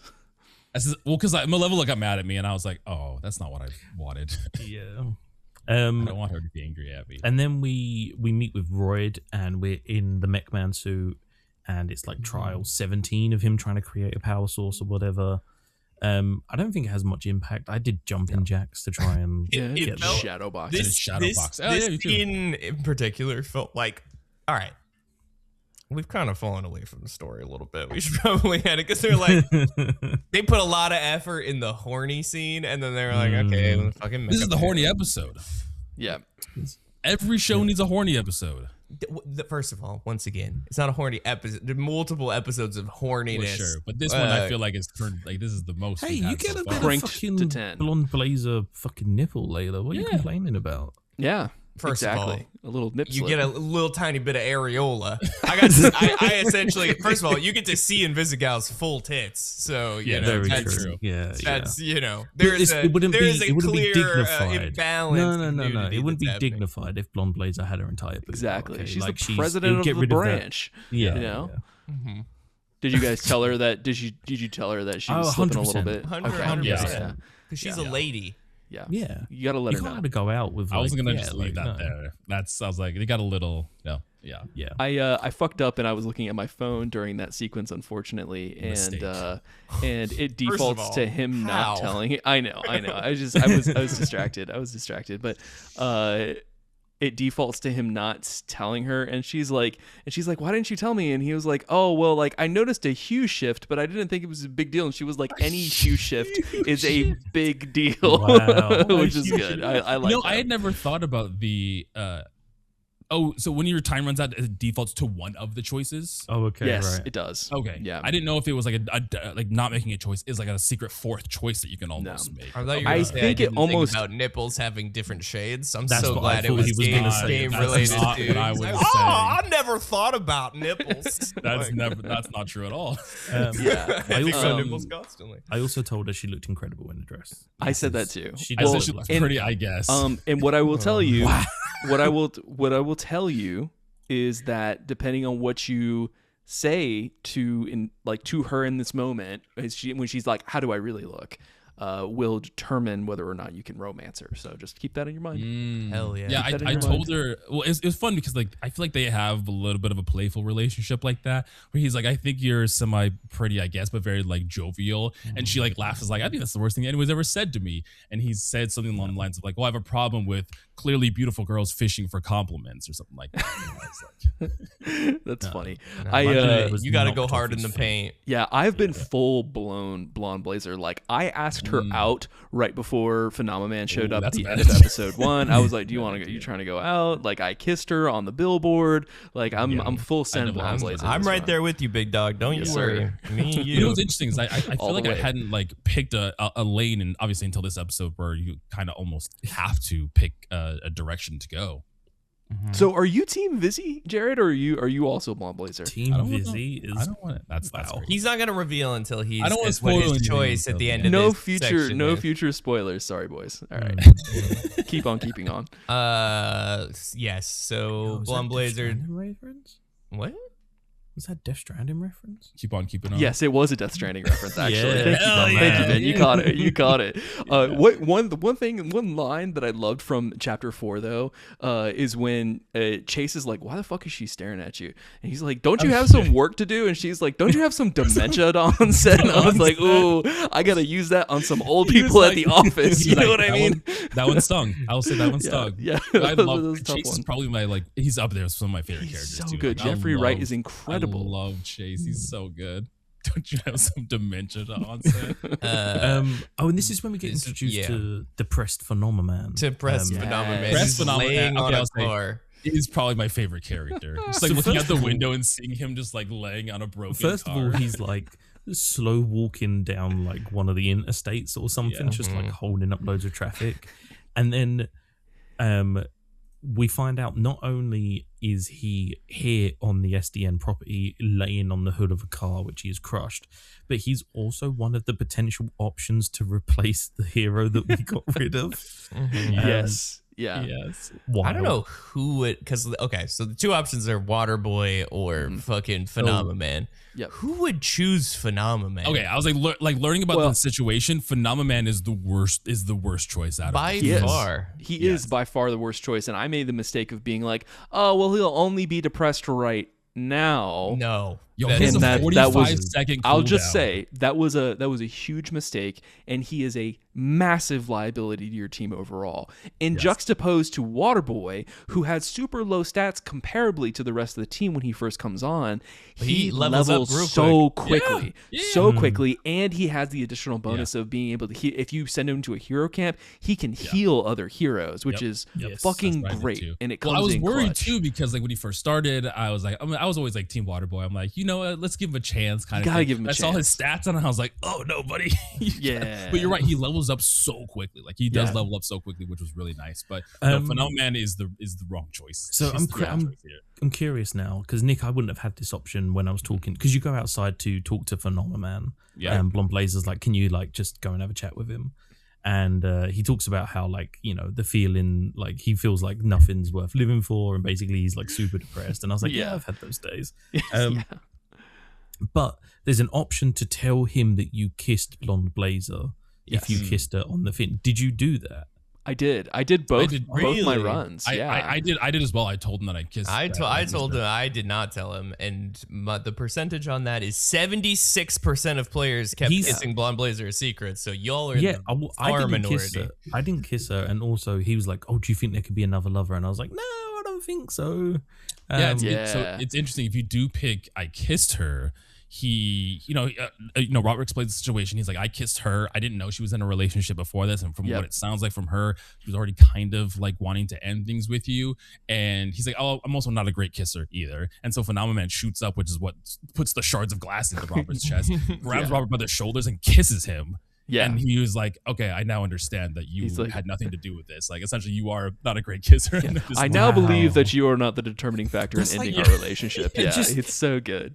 I couldn't do that because to me that's like telling like a depressed Superman that you Well, kiss he was Lois talking exactly about, Lane what it is. flying to the together. sun And he was destroying the like, sun. before you incinerate me, I didn't know you were in a relationship. And it's also like, I think it kind of like boils down to the fact that like, obviously Phenomena Man in this moment is a huge just sack of shit, but also he's like underneath it all kind of he's kind of a teddy bear. He's kind of got a heart of gold situation where it's like he doesn't really have it in him to like harm people who haven't really done anything wrong. And I think that this moment really underscores that. And not to spoil anything, I mean, you see later developments on like as you progress through the game too, but it's really cool where is the moment where it's like doing the hard thing, I think, and telling him that I kissed your ex-girlfriend is it gives you that interesting outcome of like being that little like he kisses wrinkle. you, which is a hilarious Well, thing so that happened. I didn't kiss his ex-girlfriend, so I was safe. Okay, but he so does, Ben is definitely Ben. full Invisigal. Hey, I mean, to be fair, I wanted to. I've been playing this game with Ellie next to me on the sofa, and she was the one who was like, "No, we're not kissing Blonde Blazer on the build." Oh, okay. And I was very like unhappy about that at the time. She come said, on, babe. No snow bunnies in this household. Sorry, Ben. But I can't remember why he sits up, but he sits up and the glass ends up in your chest anyway.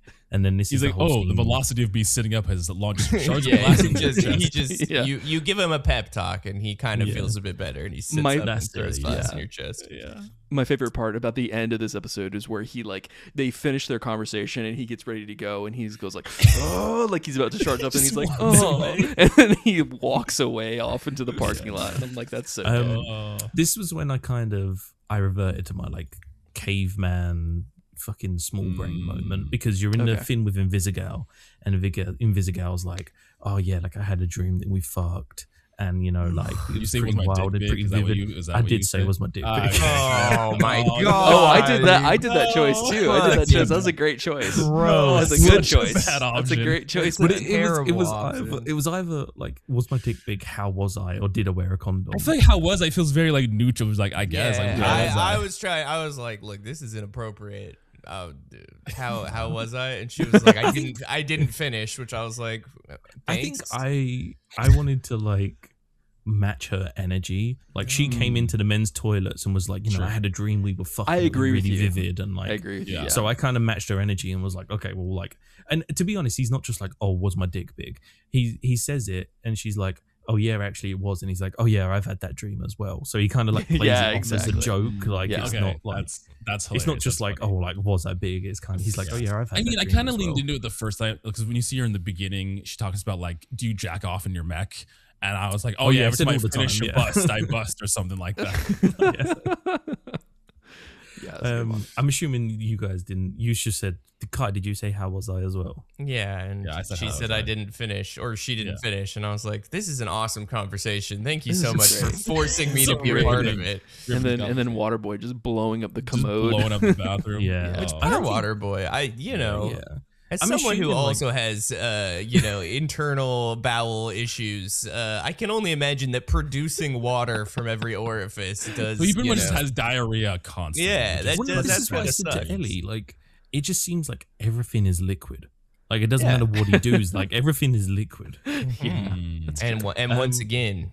No, it's my okay. man would be a great bottom. You know, if there's a fourth Malevola, third romance option. That's true. Fourth romance option. Gotta be the pegger, not the peggy. Exactly. Yeah. I want to see a Invisigal water boy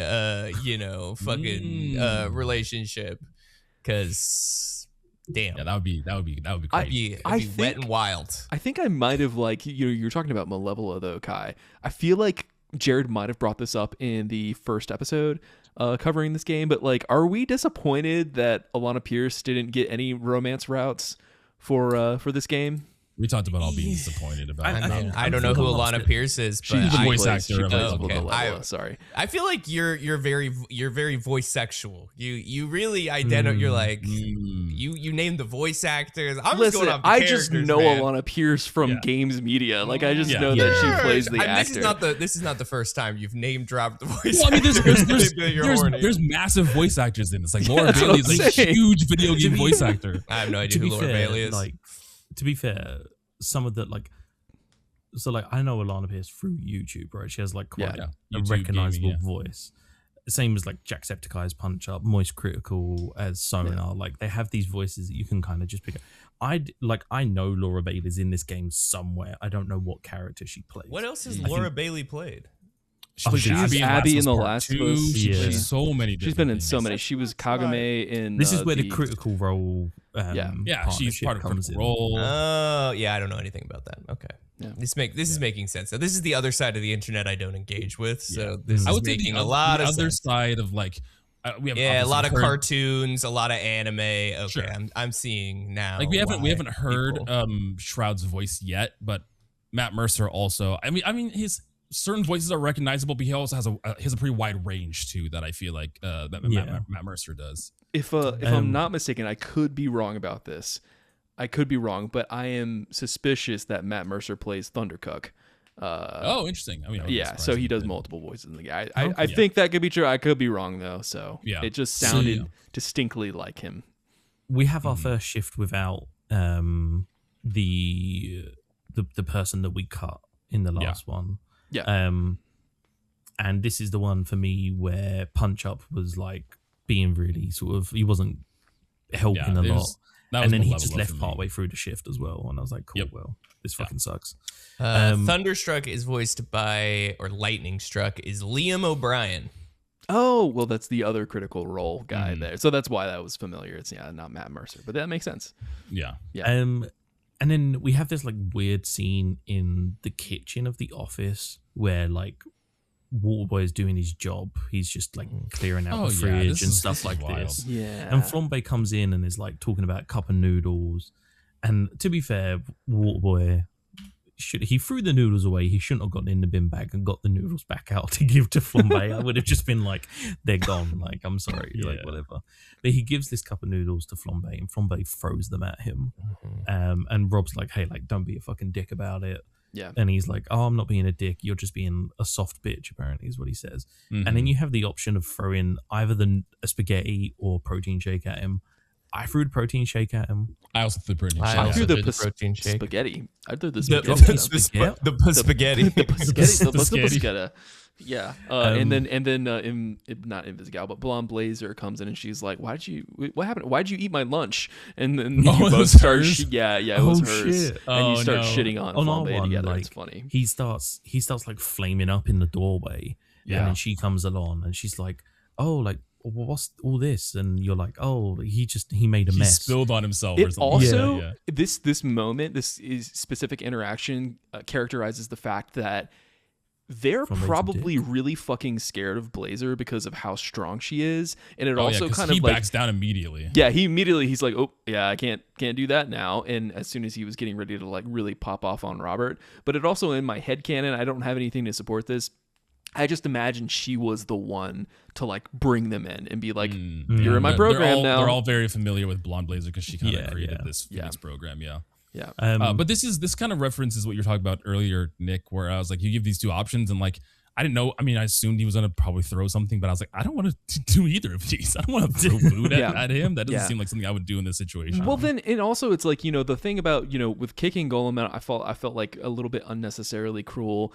But then the choice, again, referencing the comment on the last episode about choosing the alcohol or the water, throwing the fucking vodka in his face as he's like flaming up, like that doesn't feel like a hero thing to do. And then the opposite of that, of like throwing the water at him, which causes him to like slip and then like lose a tooth. I mean, that's his own like fucking dumbass, choice of being aggressive and the natural consequences versus getting like your face melted off. Kind of wild. Does he still have no eyebrows in all of his like character profile? In the entire game, he misses old eyebrows. Yeah, exactly. Yeah, that's so he was the one who made the whole thing about how you can't burn and stuff like that. So yeah, who did everybody pick? Waterboy. Everybody picked Waterboy. Waterboy, yeah, Waterboy for sure. Cool. And the scene with him talking, and not to drag it on, but just the scene of Robert coming in. I chose the choice of like giving him a little pep talk at the end of this as it's wrapping up, and just letting him know, hey man, like you just need confidence. That's why they're making fun of you. Yeah, it was nice. I kind of like that scene where he's just like sitting and eating his sad melon in the supply closet and everything. It's just like, I like the pep talk of just like, you just gotta have confidence. You don't actually have like a stutter. You're just afraid of how people will portray you if you say the wrong thing or do the wrong thing or whatever. This is wild. Phenomenon has the power of being easily depressed. He only needs 2 seconds of 5 seconds. Only needs 2 seconds of rest, but if he misses or fouls, he will be depressed and needs 45 seconds of rest. It's a long rest. Yeah. Yeah. Oh yeah. Now is the sorry mate. Is the No, you're good. Waterboy pep talk. So you do the shift. Yeah. I didn't have any issues with this shift. I let you guys like. No, not at all. Not at all. I mean, it looks like whoever you pick is the one that you pep talk, because on this walkthrough, Phenomenon is in the I did the whole pep talk. I was like, you second guess everything. Same. You need. Well, he says he's like, oh, I have a stutter, and you're like, you don't have a stutter. I don't think you have a stutter. I think you're just the most anxious human being on the planet. Yeah, exactly. Yeah. But now, boys, is the real our final choice of this episode, the big one: dinner with Blazer or movie with Invisigal, which I'm assuming decides of what romance option that you go down. It actually, yes, it does. It does. Okay. Yeah. Okay. It contributes. It contributes to it for sure. One of the things we find out as well is that like Rob pressed a button that went out to the whole branch, so the whole branch heard and gave the pep talk to Invisigal last time. Yeah. And we get a notification to say she's out and about and she's at the movies or something. Yeah. And I don't know why there's a camera, but there's so a camera desperate. where we can like. Yeah. Why are we seeing from her POV? Because I don't know why she's still got the same thing that they wear when they're like on duty. We can just access where they are because she's technically still on shift, but she's clock. like, I'm done. She's watching a movie. Yeah. Boys, I went with Invisigal. Okay, Yes. I'm so glad you did, because I want to know how that plays out, because each time I've played, I've always gone the So you haven't even Blazer done dinner the route. Invisigal route. Okay, I'm assuming Kai, you went Blazer. I mean, yes, obviously. Yeah, and Jared, you went Invisigal. Also, best did go news Invisigal. of all time: blonde Blazer, not blonde. Yeah. Oh shit! No, Does that work for you, Kai? It does. Her being brunette. I more generally mother am not energy. a fan of white women and blonde women, so it really does work out for me. If she turned into a half Asian baddie, it really would have been the best. That would be Kai's bread and butter. Unfortunately, that did not happen. Although you did tell me that you kind of understand, you're getting the Malevola. You understand the Malevola vibes. I'm getting the Malevola vibes. Yeah, there was a scene with her sitting in her chair, and she had great arm definition, and I was like, she's a muscle mummy, man. Yeah, She's really is. Yeah. So the Invisigal thing. So basically, she's talking about this like movie. She's gone to see the sequel to some movie. It's a rom-com. Yeah. And basically, what happens is you text Blonde Blazer back, and you're like, "Oh, like I can't. I've got other plans." Yeah, like rain check. And then he says to her, he's like, "Oh, like give me a recap of the first movie. Like I don't remember watching it."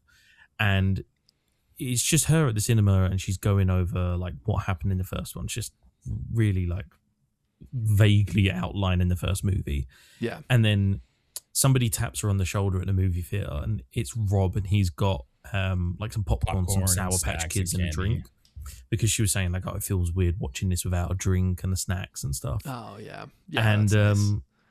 you sit down next to her, and basically it's not like there's no option to kiss her. It kind of is like an option of like, how do you want to start the romance? So she's like, "Oh, hey, like this is nice." And he's like, "Yeah." And then she's like, "Oh, like, does this mean we're friends now?" And you can say like, "We're getting there, thought we already were," or "Do you want to be?" Mm-hmm. And I passed it back to her, and I was like, "Do you want to be?" And she was like, "Oh yeah, like that would be nice. I think I'd like that." And then they basically just sit and watch the movie. Oh no, there's one other thing. he's like, "Oh, do you want a Sour Patch Kid?" And she's like, "I fucking love Sour Patch Kids." So then they sit in. But there's a lot. There's a very much like there's a lot of sexual tension in that There's a Sour lot Patch of Kid sexual- conversation. I'm downplaying it a lot. But She puts her fingers in the bag and she's like, "I love Sour Patch Kids." There's a lot of like. Okay, It is almost kind of. I think the one thing I have been slightly disappointed in so far in the kind of beginning of the Invisigal romance is that like there is a lot of like teenage romanciness to it. There's a lot of angst, a lot of emo, but also it's a lot of like, oh, like, you know, do you want to be together? Like, oh, I don't know, do you want to be together? And it's like, just fucking say if you want to be. Like, just be like, oh, like, I want to see where this is going or done. Yeah. Well, it's also the fact that she's just like, I think one of the things that puts me off about her character just slightly, even though I really like her character overall, is that she's just super desperate for connection. And I think in real life that does not really vibe well. That doesn't go well. Anybody, just least of all me. And so I mean, watching this game, going I'm on like, a dinner with your manager and potentially trying to kiss your manager. So that's kind of true. Hey, no, but technically she's in the wrong. I'm a subordinate, and that exactly. is on her. Exactly. It clears okay. everything. It clears Laser up conscious. everything. And I will say, I think just from my, and I mean, it sounds super lovely going to the theater. I'm with her. still here. I just don't know why my camera's fucking tweaking out. It's freaking out on us. But I think that the dinner with Blazer is really like with Mandy is really just romantic. Like you're under the twinkle lights. She got you like pasta and meatballs, and then fucking shithead Waterboy ruins it by vomiting on the window just above where you're trying to eat.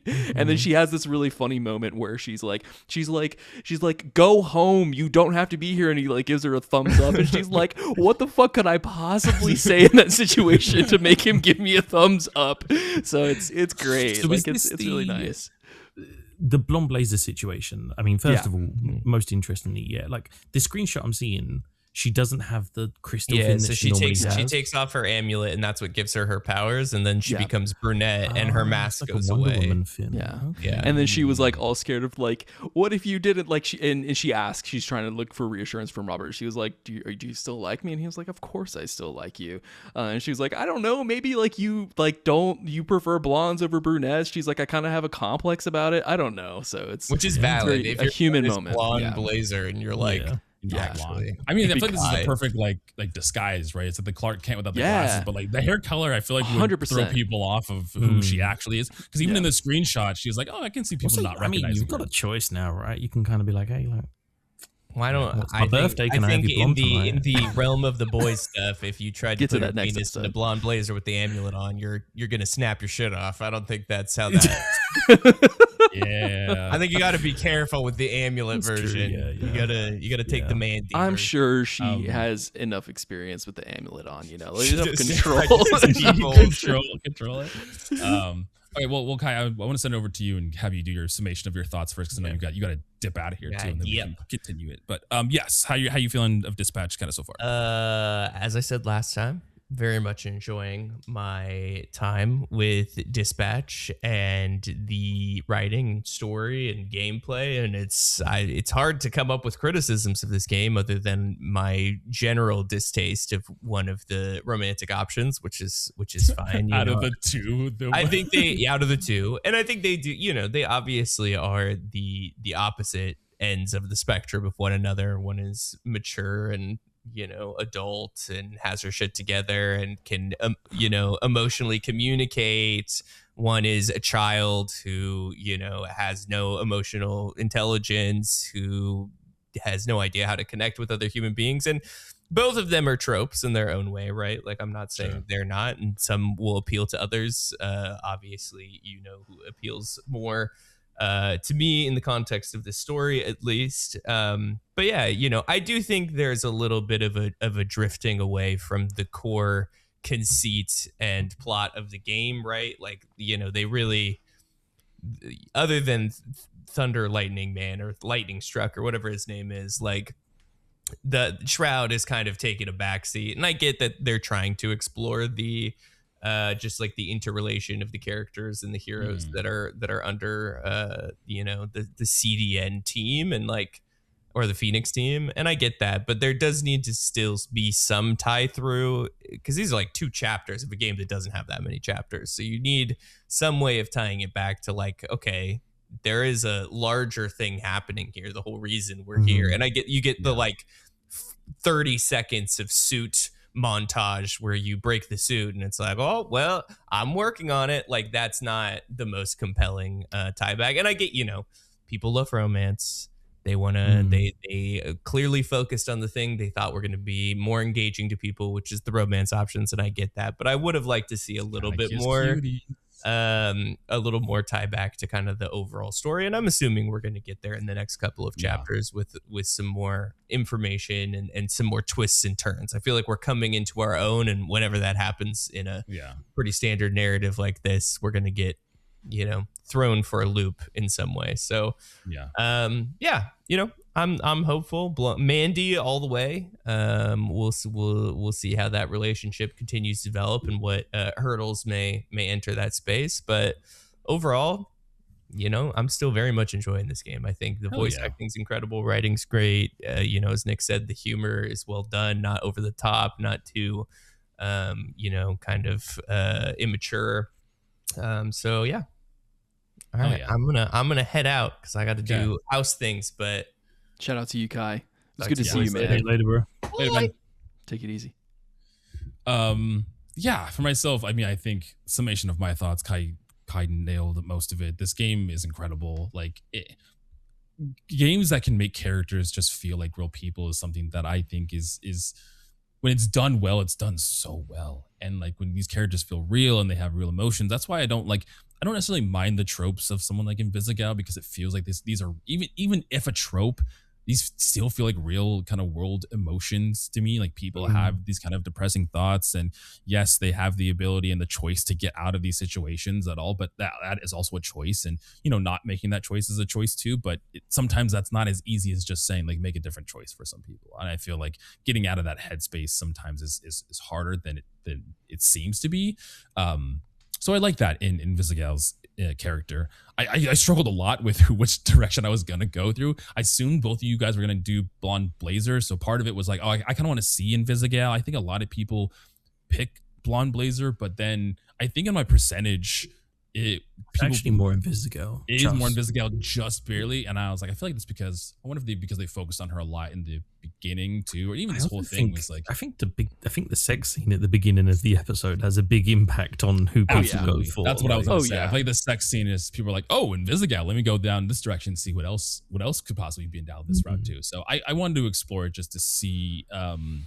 Again, I thought it was different. I thought it was the minority option, which I'm learning now is the more of the majority, just by a little bit. But I'm glad that we all have at least a little bit of differences so that we can see kind of what direction each goes, right? We can have the Invisigal, Kai's going to Blonde Blazer, and we can see both routes, right? It's cool that we could see the whole Mandy side of things and her being brunette, like still getting sides of this narrative that we probably wouldn't see. I'm assuming that we wouldn't have seen otherwise. But no, this game continues to just hit on every facet that it's doing. And I kind of see where Kai's talking about, where he's like, it's missing the plot.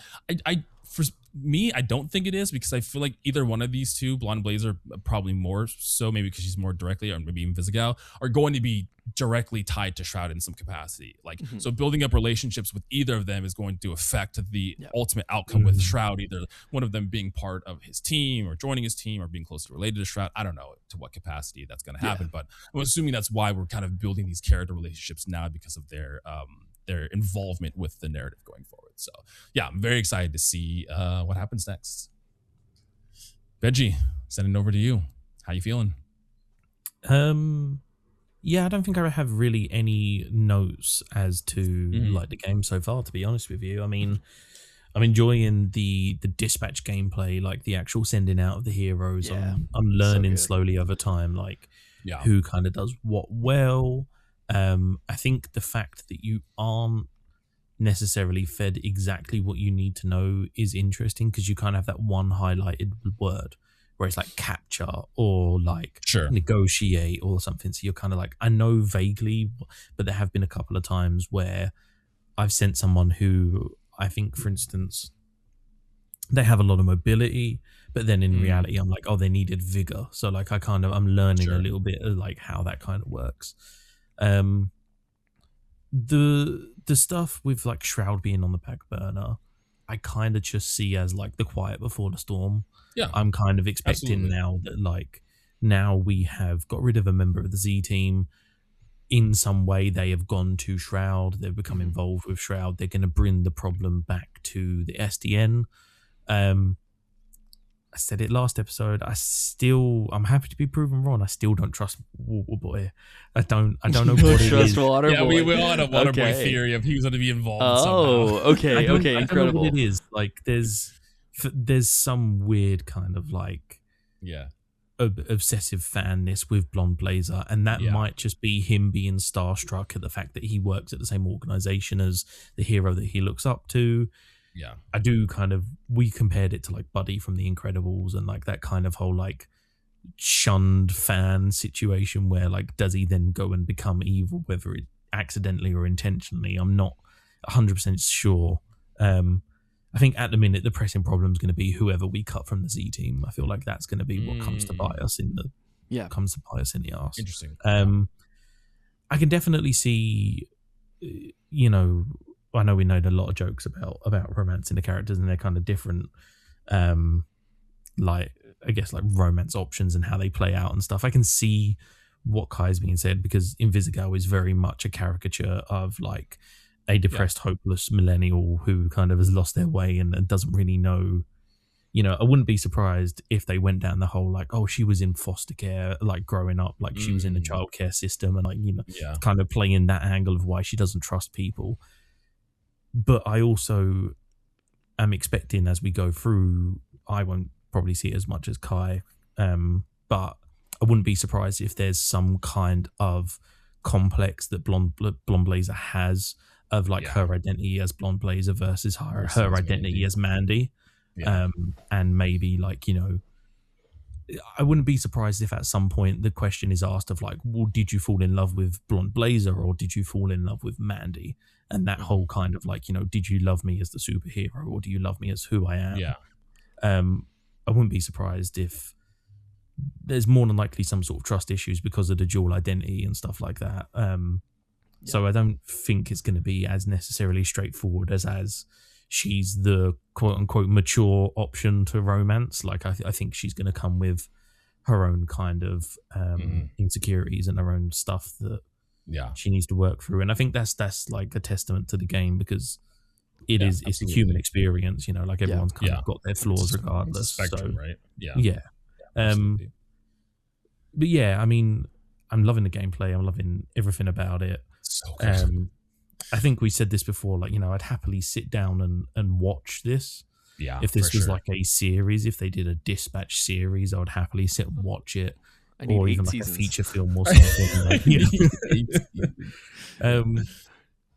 Yeah, no notes so far. I am a little bit worried, if I'm being honest, pacing wise, just because we have only got 4 chapters left for the rest of the game. Yeah. And it feels like what I'm hoping is that things will kind of hit the fan next chapter in chapter 5 and it will progress over the next 3. Otherwise, what we're going to get is like come chapter 7, it's just going to be very quick and it's just kind of going to be like, bam, like this is what's happened. And I don't want it to be this kind of like rushed storyline and stuff. Like having some room for Shroud to also kind of build as villain, I think is going to be kind of big here too. Which I mean, and, who knows how that will play out. Yeah, I wouldn't be surprised if like, although Shroud hasn't been a part of the story for these past 3 chapters now, from 2 to 4. Yeah. That doesn't mean that he's not doing stuff in the background. That doesn't mean that he's not like this is what he was doing whilst we were doing all this. He's not, like Toxic is probably still around. He's amassing followers for Shroud. Like, just because Shroud isn't in the story doesn't mean he's not doing anything. Yeah, it doesn't mean he's not spreading a message. He's not trying to get like a following or anything like that. So but yeah, overall having an absolute fucking blast at this game. Hell yeah. Nick, sending it over to you. Do you have any kind of final thoughts here as we're running at the episode? And do you have anything kind of for us, obviously spoiler free, leading into this next section, episodes 5 and 6? Yeah, so this is a great time talking about this with you guys. I mean, I love dissecting media like this specifically, but like there are several times as we've been having the conversations and as the three of you have been like talking about like where it could go in the future, I'm like screaming in my head because I know what's happening. I am notorious, and Will gives me shit about this all the time, I'm notorious for spoiling it for people, so I really hope I don't think I have. I think I've been very good this time. I don't think so. I've got anything from you. But what I will say is that like a lot of your questions and a lot of your concerns will be answered in the nearest of futures, like chapter 5. But one thing that I will say about like the critique of like, oh, I'm worried about the pacing.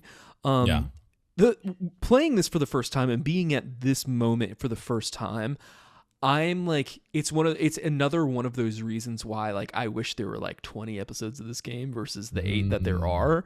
But what I will say is that like I am along for the ride because of the extent that like so much more of this story is one of my favorite like archetypes of a story, and that's getting the team together. And I think that that's one of the most powerful ideas about like getting the Z team to come into their own and gel and flourish as individuals. I think is one of the most powerful things that they could have done for the show, talking about a superhero show and like looking at it through that lens of like an office comedy romance situation. And I do genuinely think that like the Shroud stuff is cool, but the Astral Pulse and the Shroud stuff feels to me like so much more of a MacGuffin of kind of pulling us through to the end. And like they capitalize on it, in my opinion, as you get later on into the game for sure. And I think very, very fulfilling ways.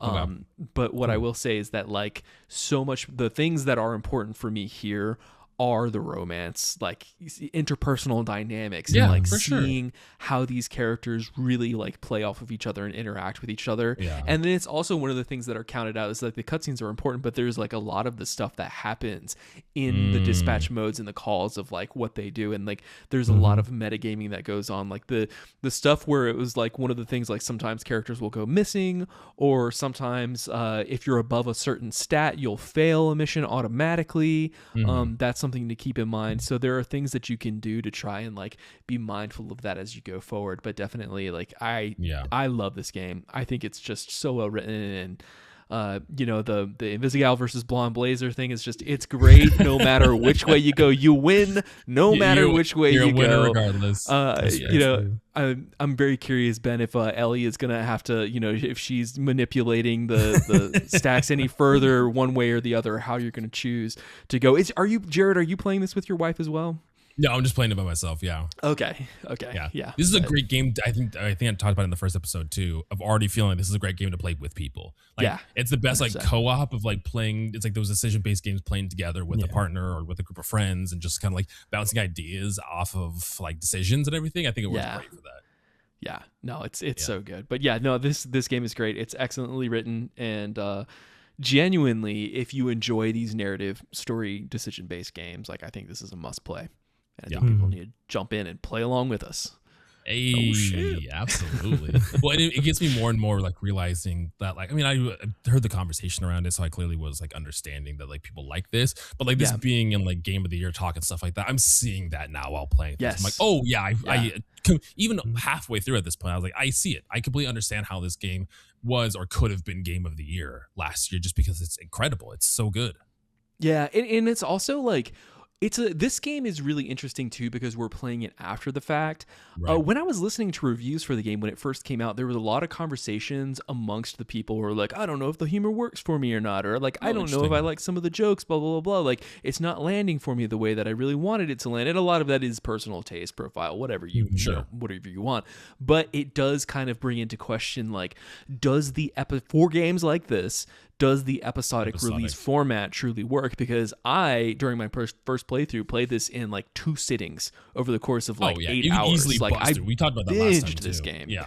And it was it took all of my restraint not to go on to chapters 5 and 6 when I was playing it to get ready for our episode today. So it was definitely like one of those things where I think this type of format really does work in a let me play it all at once. Let me see what you have here because of how it's written and how it kind of like it dovetails into the next episode so brilliantly. So yeah, that's something that for people to keep in mind and think about as they're playing through. But I would like it if games like this were to release all at once with all of the available episodes, or I'll just continue to wait and play it on my own time, and that's always everyone's choice too. I mean, we talked about too how I think it still happens here. Our struggle with having, because we haven't played anything more. We pretty much play the section and then don't play anything else until we sit down and talk about things. And I think most of us, subsequently after that, bro. I know. 2 weeks this was episodes 3 and 4. That's tough. We took a longer break in between episodes this time, and we haven't played any for those 2 weeks. So, but it also kind of creates this like theory crafting, and it has a sit down and like tinfoil hats of like what's going to happen and everything like that, which I like. So I love the Waterboy reference. The Waterboy theory. The Waterboy theory is like freaking awesome, Eddie. And that's because like I never gave him a chance until this run specifically, and so he was so like out of the conversation for me by the time we were playing. So it's definitely a good one.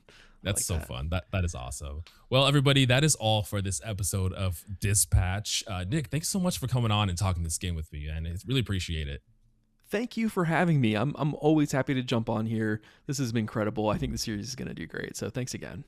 Ooh, love it. I'm so excited to see what else happens too. And if you're listening and also playing through Dispatch, you can join the Discord and join the conversation and talk Dispatch with all of us. A ton of us are in there also talking about our decisions and flaming me for not fist bumping Roy. So if you want to also come and join the Discord and be one of those voices, you definitely can.